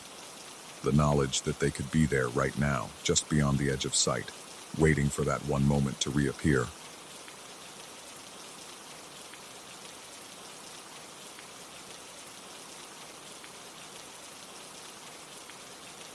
I felt the wrongness of the place the moment I turned the key in the lock. It was subtle, like a faint vibration just under my skin, but I could not ignore it. The building was old, the hallway dimly lit by flickering bulbs that buzzed with an uncomfortable frequency. Even before stepping inside my new apartment, a heavy dread settled in my stomach, making every step feel clumsy and forced. The door creaked open, the stale air brushed my face, and I swore I caught the scent of something metallic, almost like iron shavings left out in the cold. That was my very first impression of my new home, a vague metallic chill that seeped straight into my bones. My name is Daniel. I had moved to this new neighborhood for reasons that now feel trivial. A fresh job opportunity, the promise of cheaper rent, the allure of an exciting phase in my life. But from day one, A sense of unease trailed me through the corridors. The elevator always seemed to pause on random floors, the lights inside blinking erratically. At times, I thought I heard faint whispers from behind closed doors, syllables that never fully formed into words but scratched at my subconscious. The paint in the foyer was chipped, revealing a labyrinth of cracks in the plaster, and some nights those cracks seemed to shift like they were forming shapes I was not meant to see. I tried to ignore it all, chalking it up to the stress of the move and the mild paranoia that comes when one transitions to unfamiliar surroundings. But the feeling would not fade. It was not constant. Rather, it came in waves. I would be unpacking dishes or setting up my TV, and suddenly I would feel a jolt in my gut, like a nauseating ripple of panic. My heart would pound so fast that it felt like a drum in my chest. The air would turn frigid, as if someone had opened a freezer door behind me. Then, just as quickly, it would be gone, leaving me with sweat beading on my forehead and breath catching in my throat. Still, life seemed to go on. Days passed, and I convinced myself I was merely exhausted. After all, new apartments can feel foreign and intimidating, especially in an older building with its share of quirks. I settled into a routine: wake up, go to work, come home, and attempt to make the space feel lived in. Yet the nights were a different story. Each evening, I noticed the shadows on the walls looked distorted, like they were bending around corners. The pipes groaned and hissed through the night, making it nearly impossible to sleep. My bed was too close to the thin walls, so I sometimes heard the rhythmic pulse of water in the pipes, a hollow clang that echoed in my ears. There were times I jumped awake with no memory of any dream, but with my heart hammering and my sheets soaked in sweat. Then came the dream that changed everything. It started as a normal night. I was exhausted from a busy week, so I fell asleep quickly. The dream began in a hazy blur, but then it sharpened, focusing on an old acquaintance I had not seen in years. There he stood in the middle of my apartment's living room. At least, it resembled my living room, but the edges flickered as though they were part of a poorly tuned television. He mouthed my name over and over, but his voice was soft and stretched, like it was reaching me across a vast distance. With every repetition of my name, the walls rippled. It felt as if I was trapped in a bubble of air under dark water, the surface trembling with unseen currents. In the dream, I tried to call out, but my voice was muffled. I saw his lips continuing to move, but the sounds that came through were garbled, almost mechanical. The floor beneath me cracked, and I realized I was standing on a brittle plane of glass. I could feel my pulse racing, each beat reverberating through my entire body. The air smelled like old coins and something else, something musty, reminiscent of rotting metal. It got colder, and even within the dream, I felt my breath catch in my lungs. My limbs were trembling violently, and a wave of pure terror rushed over me like a paralyzing current. I wanted to scream myself awake, but the dread was so thick, so tangible, that I was unable to move. Then he raised his hand and pressed it against what looked like an invisible barrier between us. His palm glowed with a faint bluish radiance, and the trembling of the world increased until I thought the floor would shatter beneath my feet. He kept mouthing my name, again and again, until my mind felt like it would split from the repetition. Then, abruptly, everything went black. I jolted upright in my bed, gasping for air. My heart slammed against my ribs as if trying to escape my chest. The taste of pennies lingered on my tongue, and a chill had settled over my skin. I pressed my hand to my forehead, sweat coating my brow. The room was dark, except for the dim glow of the street lamp outside. My breathing was loud in my ears and my hands shook. That was when I saw it, a faint, translucent handprint, just above my head on the wooden headboard. It shimmered in the low light like a ghostly outline. My stomach lurched. I wanted to tell myself it was a trick of the shadows, maybe condensation from my sweat. But when I leaned closer, the metallic smell intensified, and the shape of that handprint was unmistakably human. It looked half-formed, as though it was pressed onto the surface with a half-hearted intent to push through. My mouth went dry, and a wave of nausea bubbled up. I reached out, my fingers trembling, and brushed the spot. The wood was ice cold. A sense of dread swelled in my gut, heavy and nauseating. I swallowed hard, noticing the metallic taste again in the back of my throat. My mind raced with all kinds of explanations, sleep paralysis, some bizarre night terror. But I have never been prone to anything like that. A corner of my consciousness insisted that something had followed me from that dream, or else I had slipped halfway into wherever my old acquaintance was, leaving behind tangible proof of that crossing. The next morning, I tried to shake off the lingering horror.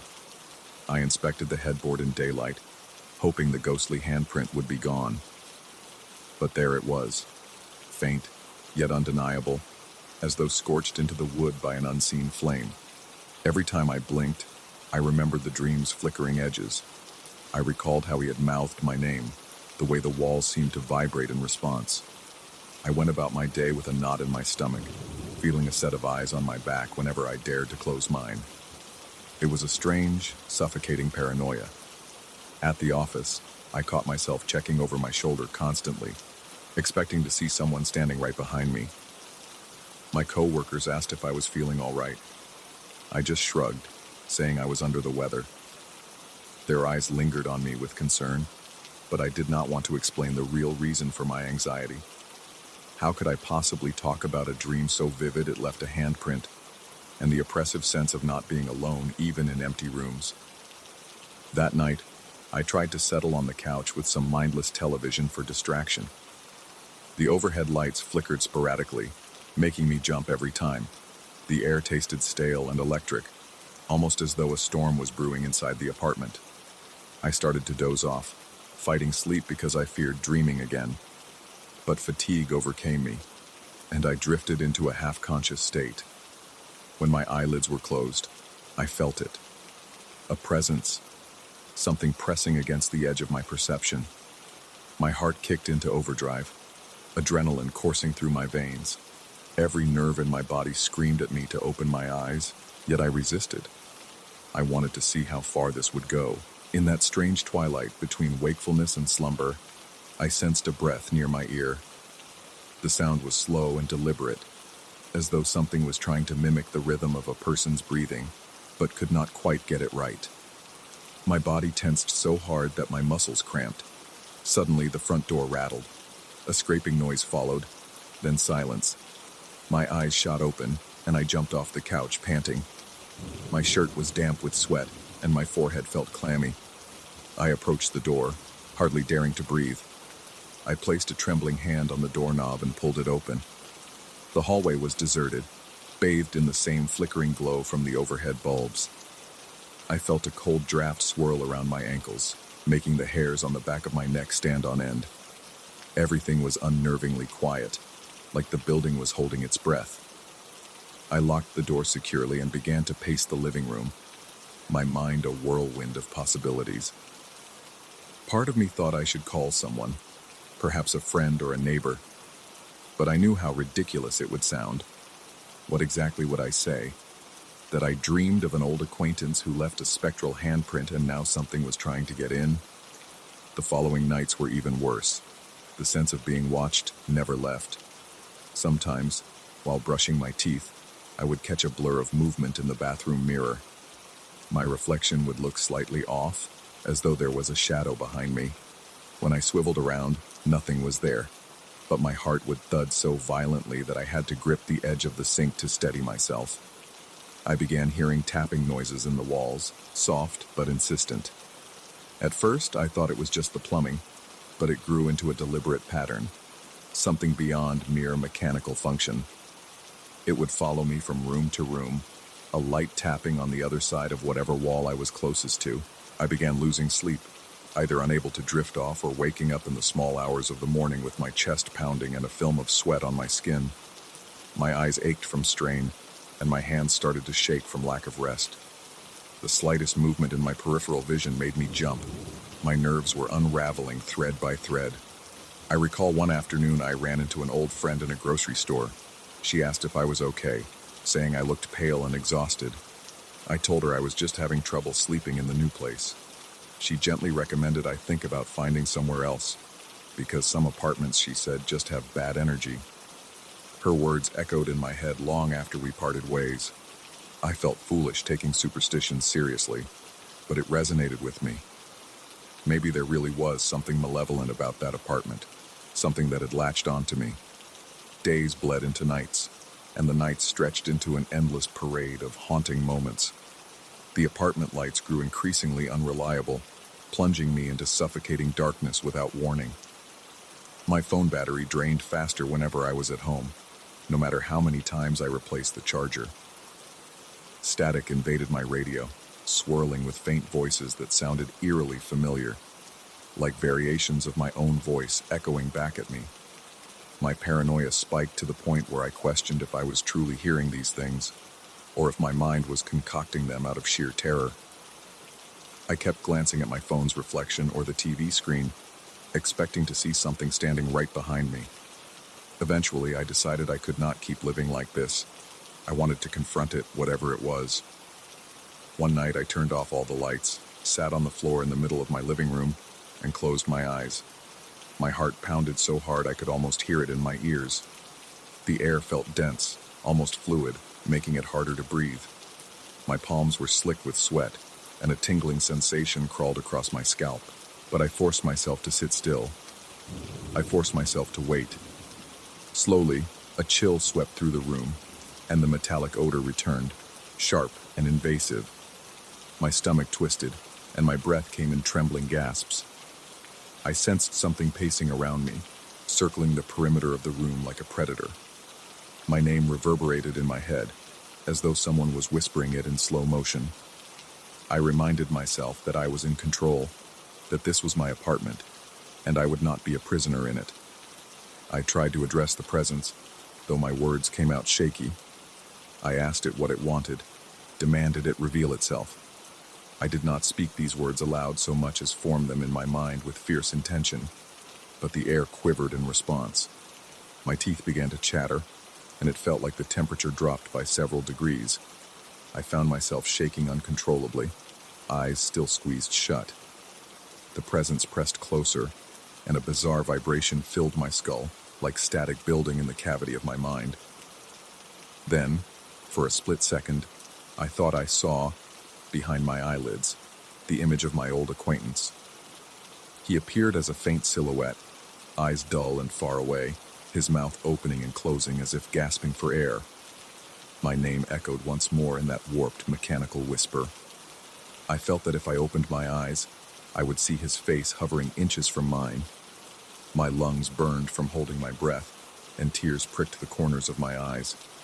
Just when I thought I could not endure a second more, it stopped. The cold receded, the metallic taste faded, and the static hum in my skull melted away. I opened my eyes, gasping as though I had been submerged in icy water. The living room was as it always was. Old furniture, half-unpacked boxes, a lamp flickering in the corner. But I sensed something had shifted. The tension had receded, leaving me feeling hollowed out and disoriented. I dragged myself to my feet, every muscle stiff from sitting in a rigid position for so long. That night, I slept with the lights on, half expecting to wake up to more signs that I was not alone.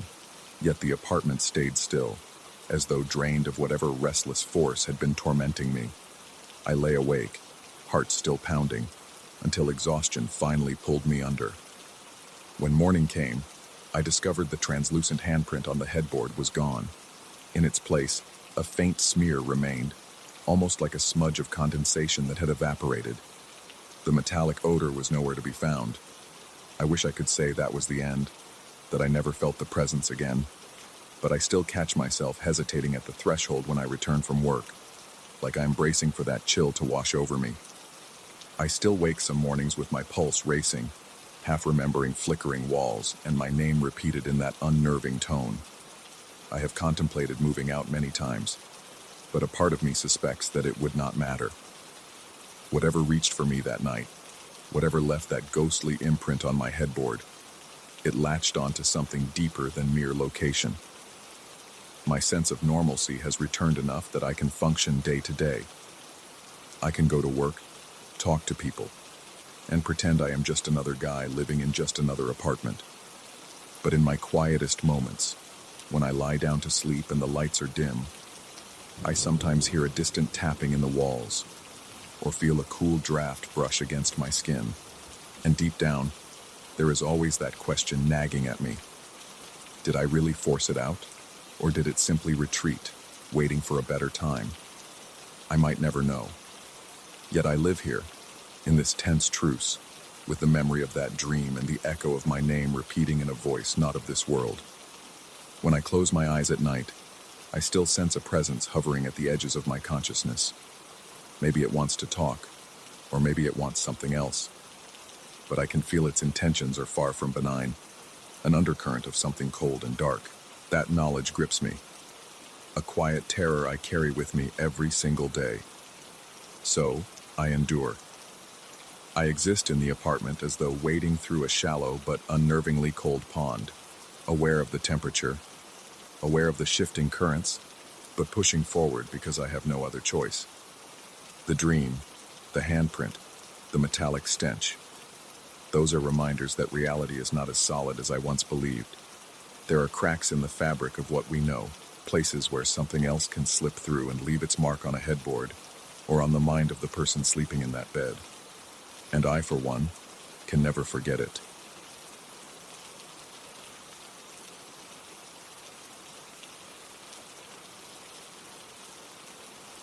The night pressed in on all sides, a suffocating blanket of stillness that weighed on me like a dark secret. I remember the heaviness in my lungs as I inhaled that stale air, feeling as though something invisible coiled around my throat.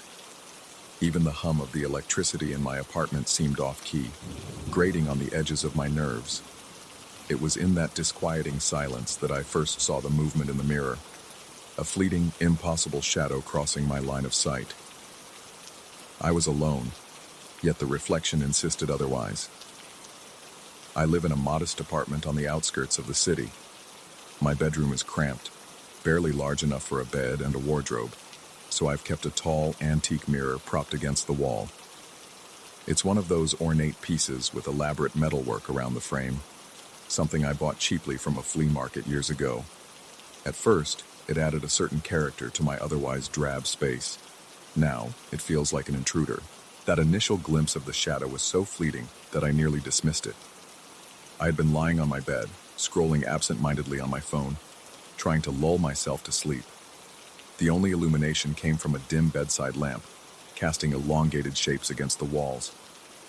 In my peripheral vision, I noticed a disturbance in the mirror's reflection, like a silhouette gliding swiftly from one side to the other. I sat up, heart thudding. I stared at the mirror, waiting for my eyes to adjust, telling myself it must have been the result of my own movement or a trick of the dim light. But then, as I remained utterly still, the silhouette darted across the mirror's surface again, so fast I almost doubted it. My pulse roared in my ears. My arms broke out in goosebumps. I felt a chill roll through me. Carefully, I stood and approached the mirror, every step accompanied by an increasingly shallow breath. I tried to rationalize. Perhaps it was a reflection from a car's headlights outside, or a shadow of a tree branch. Anything to explain that creeping sense of doom building inside my chest. I hesitated a few feet away from the mirror. My own reflection peered back at me, half swallowed by the gloom. That's when the shadow appeared behind me, tall, twisted, and featureless, except for some distorted semblance of a face. Its eyes, if I can call them that, looked smeared across the darkness.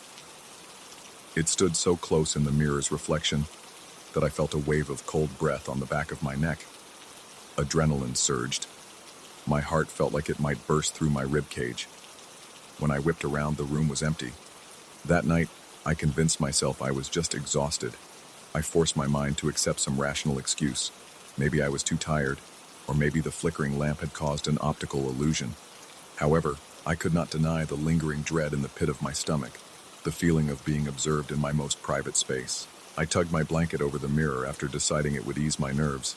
Better not to see anything that would keep me from sleeping. The next morning, I woke to find the blanket on the floor, crumpled at the foot of the mirror.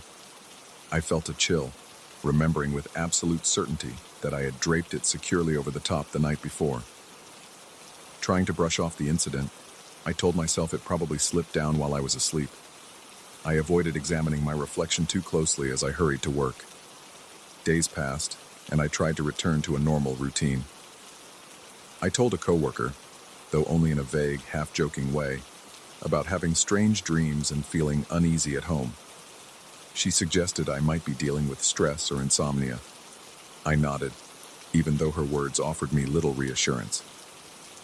The memory of that shadowy figure remained seared into my mind, and each night, I found myself growing more anxious as bedtime approached.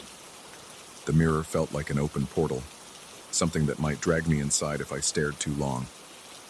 One evening, I was reading an old hardcover novel in bed, the overhead light casting a harsh glare on the mirror's surface. My bedroom door was closed, the window curtains drawn.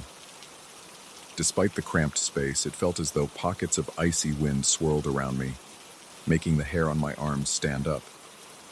I kept glancing toward the mirror, unable to shake the sense that something was on the other side, waiting.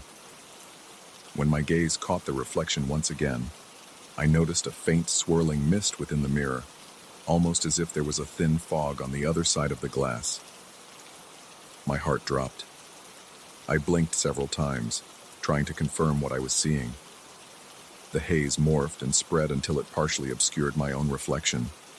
Then, drifting within that vapor, I caught a glimpse of the same featureless shadow, its form pulsating slightly, as though it were breathing. My pulse hammered, and my mouth went dry. I felt so dizzy that I nearly dropped the book. Swallowing hard, I approached the mirror carefully, fighting an urge to run out of the room. Despite every instinct screaming at me to get rid of the mirror altogether, I had a perverse need to prove to myself that this was some trick of the light, some fault in the antique glass. I inched closer. Up close, the mist inside the mirror's reflection seemed denser, swirling with a life of its own. The shadow was gone, or at least hiding in the haze. I could barely see my own face. It felt like the glass had turned into an old, murky window looking into another room. My breath came in ragged gasps. The closer I got, the more my vision narrowed as though I were about to faint. I could taste the acrid tang of fear on my tongue, and a fine sheen of sweat broke out across my forehead. My hands trembled so violently I had to clench them into fists at my sides. I convinced myself to reach out, half hoping my fingertips would meet only cold glass. But the very moment my skin touched the surface, a sharp jolt of static-like electricity stung me.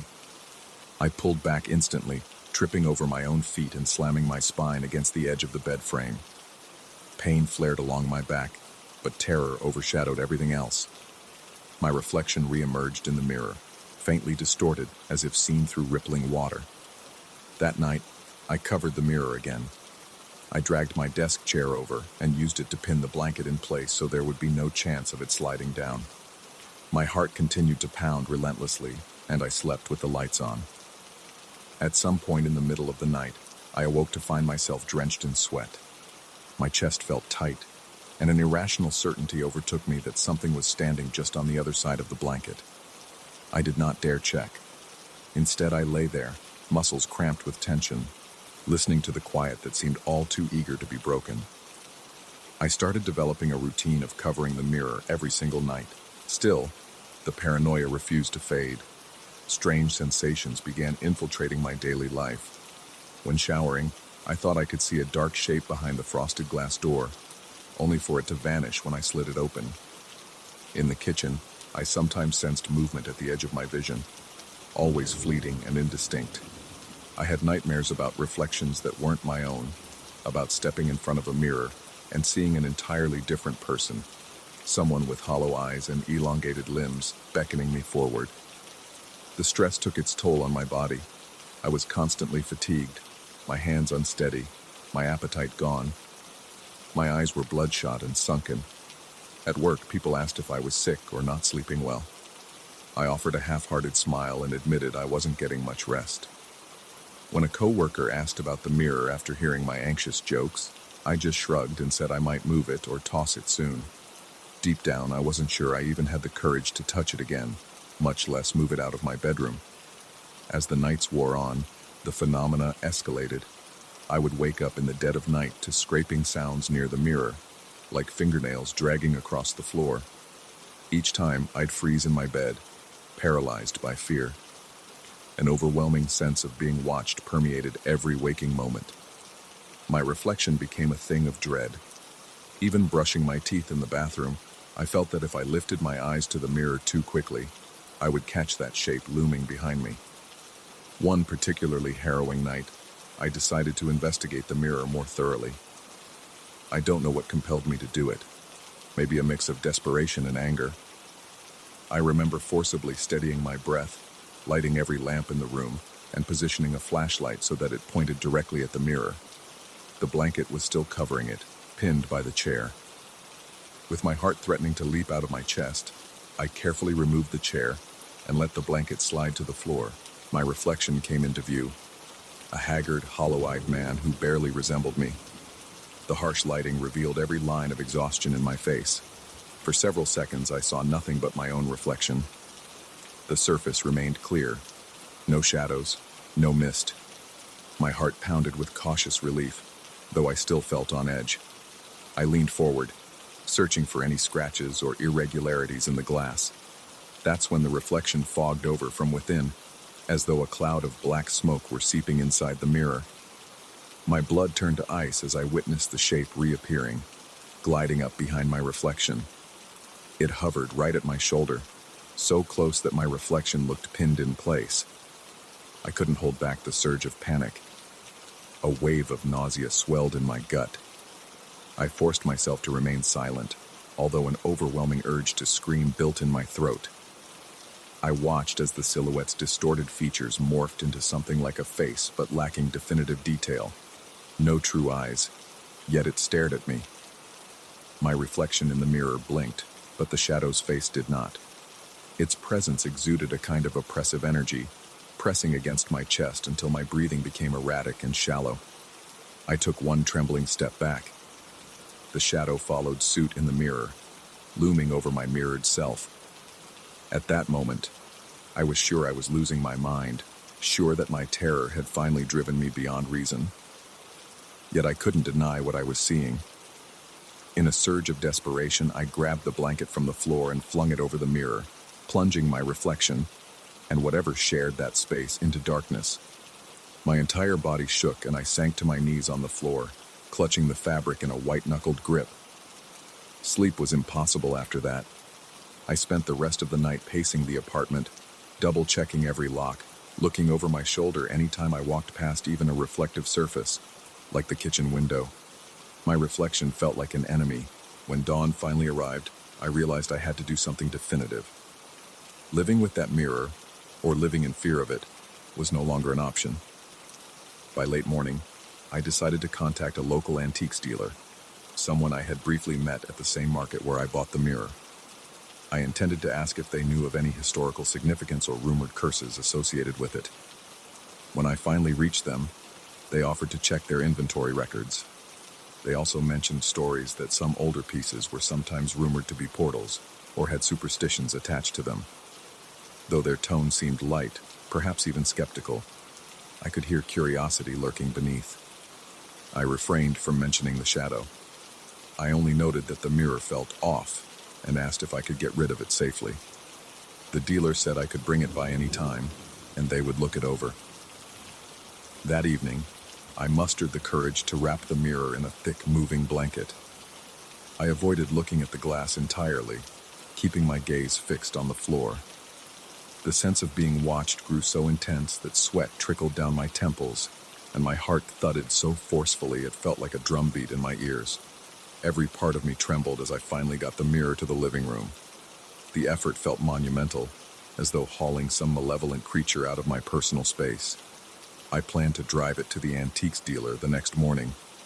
However, as night fell again, my unease only multiplied. Even fully wrapped, the mirror radiated that oppressive energy. Around midnight, I was jolted awake by a heavy thump. Immediately, my heart hammered at the realization that the sound had come from the living room where the mirror lay. I tiptoed in, goosebumps covering my arms. The stillness of the room was nauseating. The blanket remained in place, but I sensed movement behind it, as if something were straining to break free. My stomach twisted into knots. My legs nearly gave out. Despite my terror, I managed to remain there, staring at the shape of the mirror under the blanket. My breathing was ragged, and I could feel a surge of claustrophobia, even though the room was fairly open. I knew, in that moment, I had to get rid of it, immediately. I wrestled the mirror to my car that very night, ignoring the strange knocks and pulses emanating from beneath the wrapped surface. Every second spent carrying that thing felt like an eternity. My palms were slick with sweat, and my arms quivered from a mixture of exertion and utter dread. By the time I had the mirror strapped in the back of my car, the tightness in my chest lessened only slightly. I couldn't bring myself to drive off right then, too afraid of seeing that shadow in my rearview mirror while on the road. Instead, I closed the trunk and backed away slowly, half expecting the trunk to fling open or the blanket to tear apart on its own. But nothing happened. I spent the remainder of the night awake, leaning against the wall opposite my bedroom door, the overhead light glaring down on me. The silence pulsated with potential threats. Every so often, I thought I heard a faint scraping sound coming from the direction of the parking lot, but I refused to look out the window. Adrenaline kept my senses razor sharp, and every shift of the building seemed magnified tenfold in my ears. My mouth was so dry that swallowing sent dull pain through my throat. At first light, I gathered enough resolve to drive away. The ride to the antiques dealer was suffocating with tension, but I forced myself to keep my gaze on the road. The entire time, I felt the presence of that mirror behind me, as though an unseen gaze might meet mine if I so much as glanced into the rear view. By the time I arrived, the dealer was already waiting. They offered me a sympathetic look, but I provided only minimal explanation. I left the mirror in their hands, stepping back as if from a venomous snake. Although part of me felt temporary relief as I drove home, another part of me could not shake the nagging fear that the mirror had left an imprint, a scar on my psyche. Back in my apartment, I sensed the room looked emptier, yet still heavy with a residual presence. At night, I sometimes wake up convinced I'll see that shadow again, standing in the corner or reflected in a window. My heart seizes with panic whenever I catch a glimpse of myself in any reflective surface. Even now, I'm unsure if I escaped unscathed. My reflection sometimes seems off, as though my eyes hold a depth of darkness they never had before.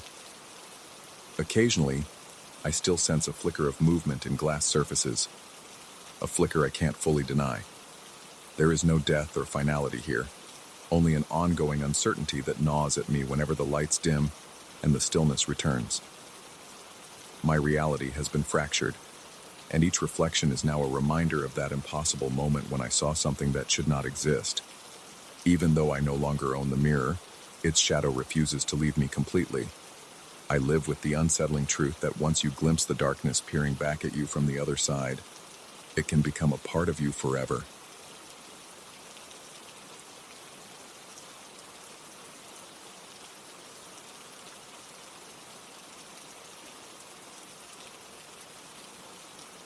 That night, I felt as though the city itself was holding its breath.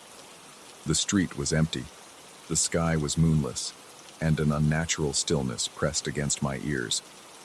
I remember stepping off the curb and sensing a presence beyond my line of vision, something so off that my stomach churned.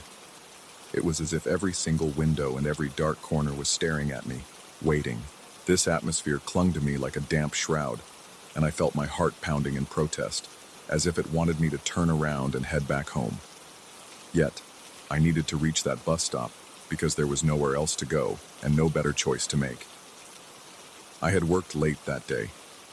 The office lights had flickered ominously as I left, but I dismissed it as faulty wiring in an old building. My nerves were already on edge from the stress of the day, and by the time I reached the bus stop, I was exhausted and ready to collapse. But fatigue was replaced by a creeping unease when I noticed another figure standing there. From a distance, he looked tall, with a lanky frame that made his limbs appear slightly too long for his body. His face was thin, practically gaunt, and a weak glow from the overhead street lamp cast shadows across his cheeks that made his eyes sink into dark hollows. There was no one else in sight, just me and him, under a flickering streetlight that buzzed like an electric wasp. I became intensely aware of my own breathing. My lungs felt constricted, and I inhaled in short, ragged intervals. There was an almost palpable weight in the air, pressing down on my shoulders and making the hairs on my neck stand on end. I told myself I was just tired, that my nerves were fried. People wait for buses late at night all the time, but something about this particular man made my pulse race. He was too still, as though motion would shatter him. At one point, I cleared my throat just to prove that I could still make a sound. Yet he offered no reaction. He remained rigid, one hand tucked in his coat pocket, the other dangling by his side. The night enveloped us like a suffocating blanket of silence. Now and then, I heard a distant car engine humming, but it never turned onto our street. I tried not to stare, yet I couldn't help sneaking glances at him. Each time I did, he was looking directly at me, unblinking. It was a stare devoid of warmth or curiosity. Instead, it felt more like a warning. He was fixed on me with an intensity that made my scalp prickle. I tried to pretend I was checking something on my phone, but I could barely focus on the screen. My hand trembled so badly that I almost dropped the device. I began to notice small, disconcerting details. His coat, for instance, looked oddly aged, not in a fashionable vintage way, but more like it was from another era entirely. The fabric had a texture and cut that reminded me of black and white photographs of city streets from decades past. There was also a faint odor, something stale and musty, like the inside of an old trunk that had been locked away for years. I glanced at his shoes, polished leather, scuffed around the edges, the kind of formal footwear that had fallen out of style ages ago. My mouth went dry as my imagination soared, conjuring reasons why a man would stand in the dead of night wearing clothes that seemed borrowed from history. As I studied him out of the corner of my eye, he lifted his chin. My heart jolted. The fluorescent bulb above us flickered again, and for a split second, I saw something that didn't quite line up.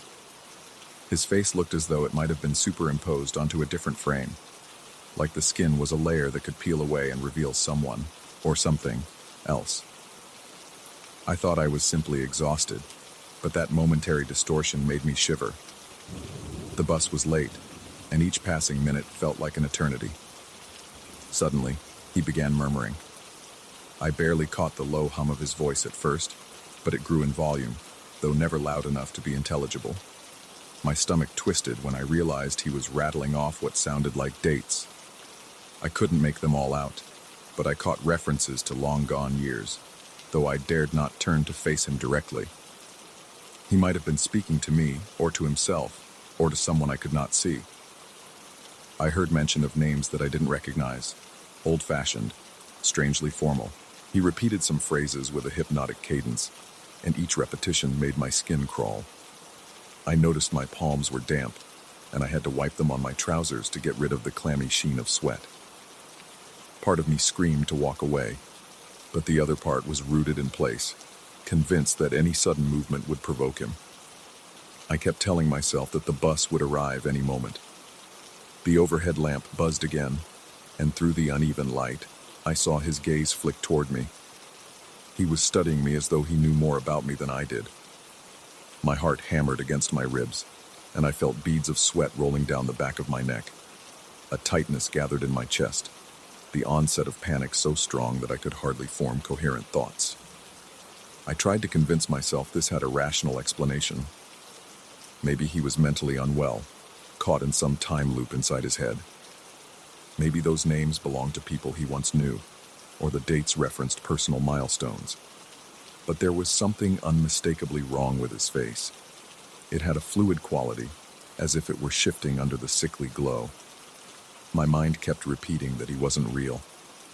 I felt a surge of dread that I tried to stifle, but it rose in my throat like bile.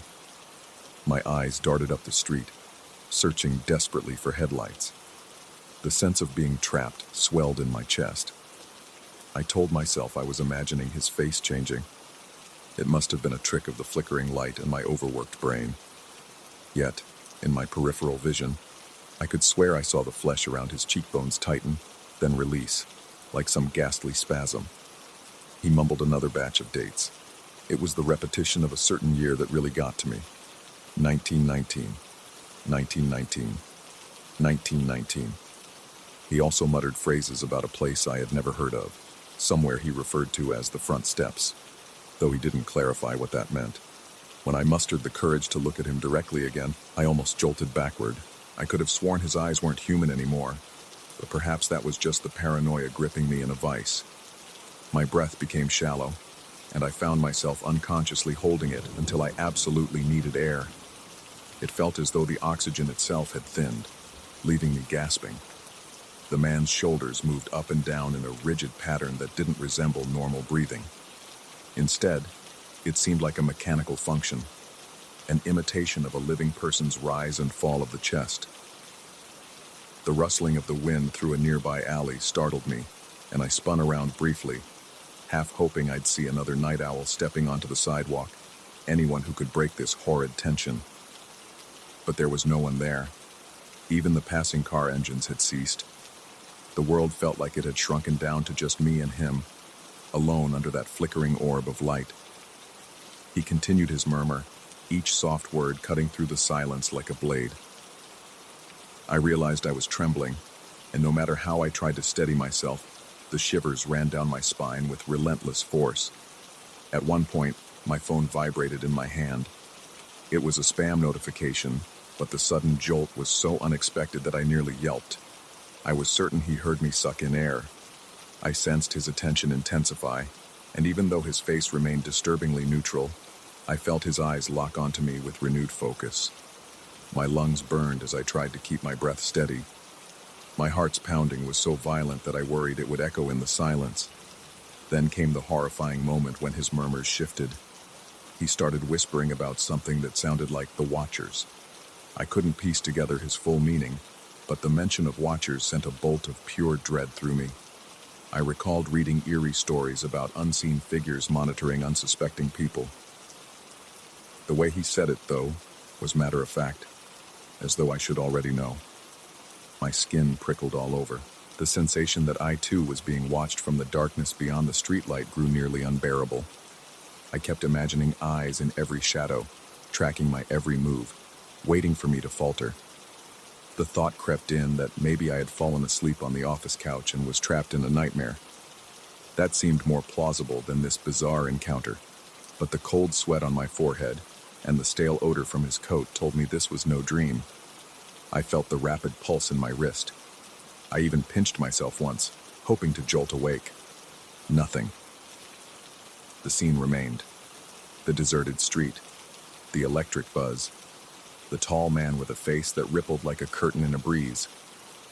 I thought of calling someone for help, but I couldn't bring myself to break the silence fully. A call might ring out, or I might have to speak to an emergency operator. What if the man reacted badly? I fixated on the idea that acknowledging him aloud might open a gateway I wasn't prepared to step through, so I just stood there, hoping the bus would appear and rescue me from this madness. I realized my nails were digging into my palm, the sharp pain keeping me grounded in a reality that felt increasingly fragile. Time dragged. The man's speech became more disjointed. He mentioned swirling lights, ancient genealogies, addresses that might not exist anymore. With each syllable, my anxiety levels skyrocketed. My back ached from tension. My neck muscles felt locked in place. I fought against a sense of claustrophobia, even though I was technically outside with wide open space. Something about that spot felt sealed off, as if we were in a vacuum removed from the rest of civilization. At last, I noticed the faint glow of headlights reflecting off distant buildings. Relief and terror mingled inside me. The bus was coming, but I still had to endure those final seconds in his presence. My throat constricted as I shifted my weight from one foot to the other. He stopped mumbling abruptly, and the sudden silence was even more harrowing. I sensed him tilt his head, a barely perceptible movement that made his neck appear too long, too flexible. The bus's rumble grew closer, and in the reflection of its headlights, I saw the man's face flicker again. This time, it was more pronounced. His skin seemed to blink, as if there was some luminous shape beneath, trying to push its way out. As soon as the bus slowed to a screech and the doors hissed open, I bolted. My footsteps were loud on the pavement, and I practically leapt onto the first step. Inside, the driver barely looked at me, obviously exhausted from the late shift. I didn't care. All I wanted was to get away from that man. My heart hammered as I dropped coins into the fare box, my sweaty hands fumbling the change. Then, safe behind the scratched plexiglass barrier, I turned around to see if he was following. He remained at the bus stop, illuminated by the harsh headlights. I saw him tilt his head again. My entire body clenched in terror. Then he took 2 slow steps backward, his arms still hanging at his sides. Before my eyes, he simply dissolved. He didn't shimmer or fade in a conventional sense. He disintegrated as though he were a patch of darkness peeling off the night air, leaving no shadow behind. My breathing stopped entirely for a moment, and my scalp tingled with shock. I swore I felt the inside of my chest turn to ice. The bus doors slammed shut, and we pulled away. The driver glanced at me in the rearview mirror, likely noticing my wide-eyed stare. He didn't say anything, and I didn't volunteer an explanation. My hands wouldn't stop shaking. I wiped beads of sweat from my forehead, trying to process what I had just seen. Every nerve in my body vibrated in a state of pure alarm. No rational part of my mind could explain how someone or something could vanish like that. I sank into one of the seats near the back. The bus was practically empty, just me and a couple of other silent riders scattered around. My heart was still racing, and I felt a strange pressure in my temples.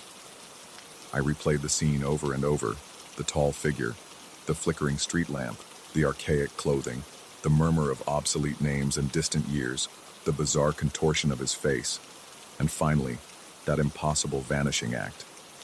My muscles twitched involuntarily, like I was anticipating another jolt of fear at any second. As the bus navigated the night streets, I caught glimpses of my own reflection in the window. The face staring back looked haggard, eyes rimmed with exhaustion and confusion. I wondered if I'd hallucinated the entire event. Perhaps I'd succumbed to work stress and conjured up a horror from my own psyche.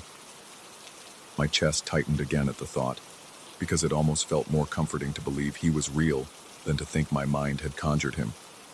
If he was real, at least I wasn't losing my grip on sanity. I didn't sleep well for days after that. Each time I closed my eyes, I replayed the exact moment he dissolved into the air. The memory would replay like a glitch in my brain, always stalling at the final instant before he disappeared. I started questioning every shadow I saw on the street, every reflection in the window at night. I'd jerk awake from half-remembered dreams about flickering faces. It got to the point where I dreaded the sound of the bus's brakes outside my building. I'd see that tall figure in every vaguely humanoid shape I passed on the sidewalk. Little by little, I became convinced that there was something more than just hallucination at work. I sensed a disturbance in the fabric of my routine.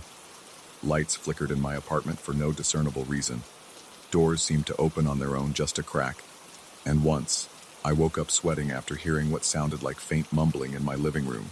When I checked, there was no one there, and I told myself it was the hum of the refrigerator, or perhaps I'd left the television on in my bedroom. But deep down, a part of me couldn't shake the feeling that I was being watched, even in my own home. Friends told me I looked pale. Colleagues asked if I was feeling all right. I responded with half-truths, saying I was just overworked, that I had insomnia, that I needed a vacation. And though they nodded sympathetically, I caught them exchanging uncertain glances, as if they suspected something else was wrong. I grew paranoid, analyzing every nuance of their expressions.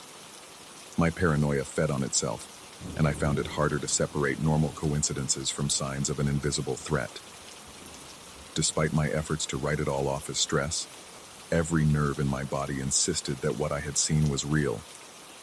Something unexplainable had brushed up against my life that night at the bus stop, and I couldn't quite escape its lingering imprint. Even long after, I found myself checking the corners of every deserted street, bracing for a tall, thin shape in an old-fashioned coat.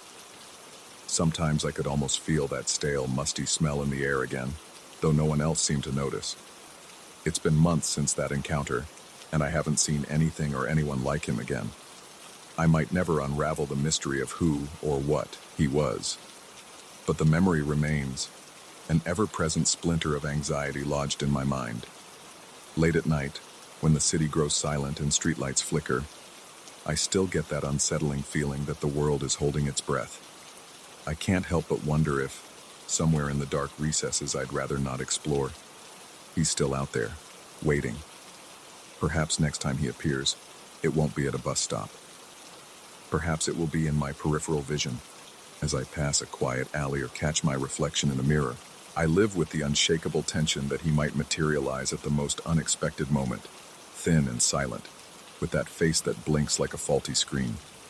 And the thought that terrifies me more than anything is the question that's always on loop in my mind. If he does return, will I even be able to recognize him before it's too late?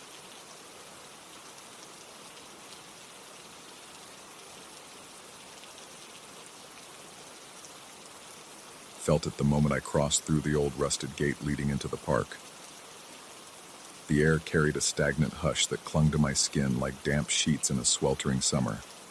Although the sun had not yet disappeared behind the line of pines, its feeble light seemed to throw shadows in the wrong directions.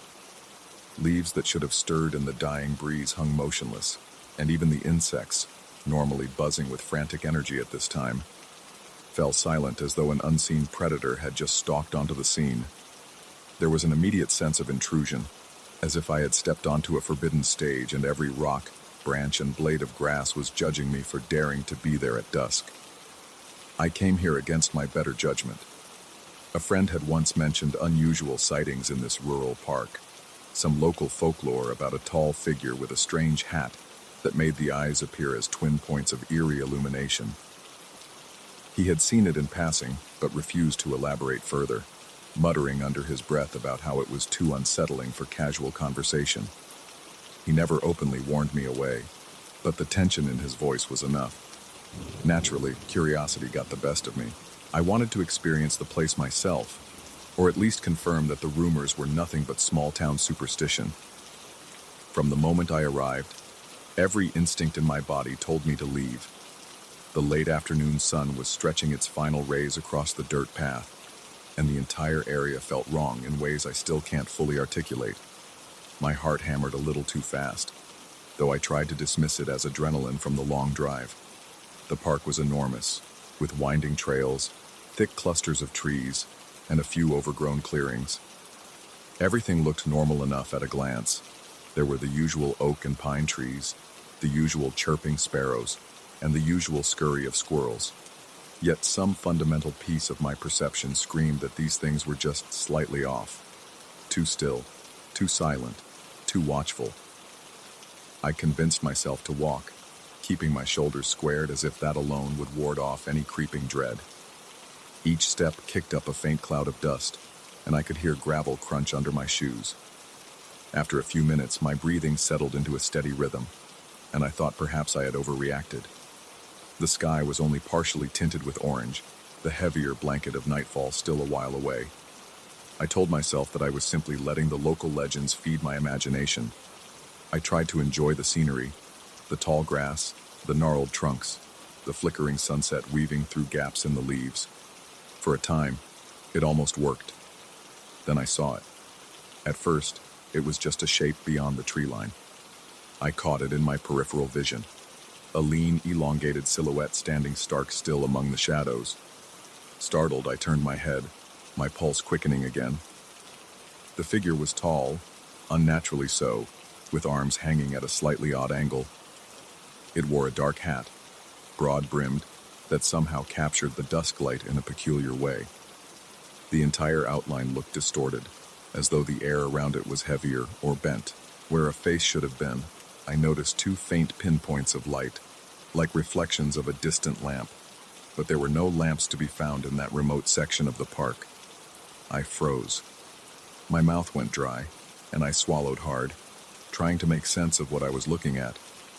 Every rational part of me insisted that this was some trick of the light, that my eyes were playing games with me. but my gut told me otherwise. The atmosphere felt as if it were compressing, pressing on my lungs. My heart started racing, and a film of cold sweat prickled at the back of my neck. Tentatively, I tried to move forward, but my legs felt like lead. I managed one step, then another, never taking my eyes off the figure. It stood motionless, except the brim of its hat almost seemed to vibrate at the edges. I opened my mouth to speak, to call out, and break the suffocating silence, even just to say something idiotic like, "Hello, is anyone there?" But the moment I drew a breath, the wind vanished. The trees stopped rustling entirely. It was as if some giant hand had pressed pause on the environment around me. No breeze, no sound, no movement. My voice died in my throat, and in that absolute stillness, I sensed I was being watched by something far older, stranger, and more threatening than any ordinary passerby. A sudden chill spread through my limbs, and I heard my heartbeat pounding in my ears. My lungs felt constricted, and I couldn't fully inhale. It wasn't just fear. It was like the air had thickened into a heavy fog, settling in my chest. I saw the figure glide, yes, glide, behind a large oak tree, with no perceptible steps. It was as if it were on wheels, rolling backward, or floating just a fraction of an inch above the ground. That brief motion was enough to send a jolt of terror through me. I stepped back, stumbling slightly over a rock. My hands trembled, and I could feel the beginnings of panic claw at my rationality. I wanted to run, but part of me feared that if I bolted, it would chase me. Or maybe I was more afraid that it didn't need to chase me, that it could appear anywhere, at any time, with those terrifying points of light where its eyes should be. My mind was a cyclone of denial and alarm. Perhaps this is a tired park ranger playing pranks. Perhaps it's just an illusion cast by a misaligned sunset. Perhaps I'm already succumbing to the folklore. I remember thinking these half-formed thoughts while beads of sweat dripped down my temple. Yet logic offered no refuge. The suffocating sensation grew until I felt I might collapse. Then it was over. The wind returned in a soft gust that rattled the branches overhead. My breath suddenly came easier, and I gasped, drawing the fresh air in greedily. I heard a bird call from somewhere deep in the foliage, a single note that should have been sweet and natural, but it was warped, echoing strangely, as though the sound had been stretched through a tunnel or funneled inside that hat. The hair on my arms stood on end.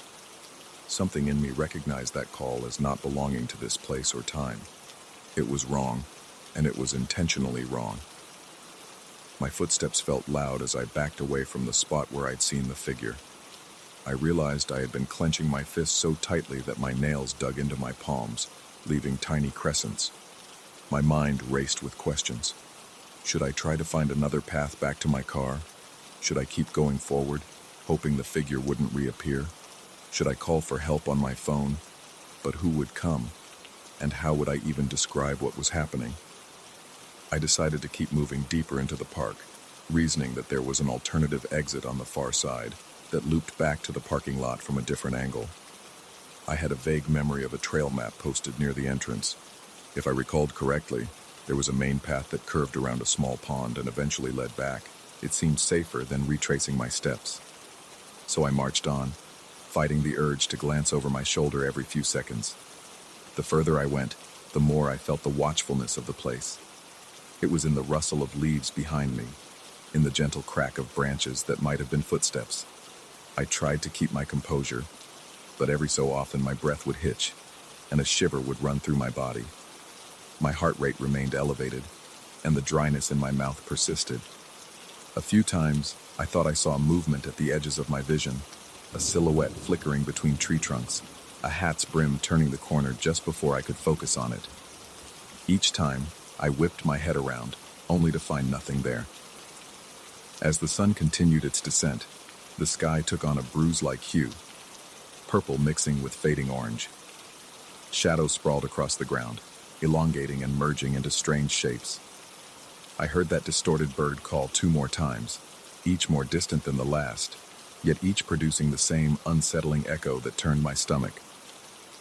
The sense of oppression grew heavier, Though the wind had returned, it came in intermittent bursts, as if the park itself was breathing, exhaling a stale draft of anxiety. I tried to rationalize.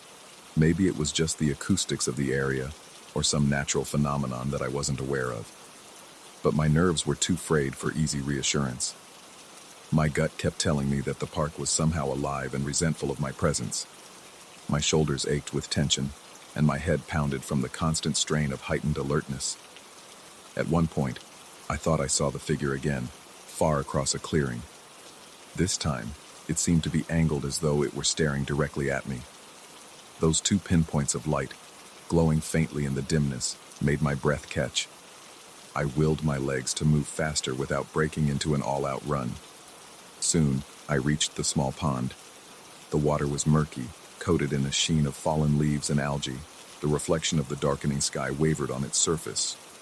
I paused for a moment, trying to discern any sign of a path leading back around to the parking lot.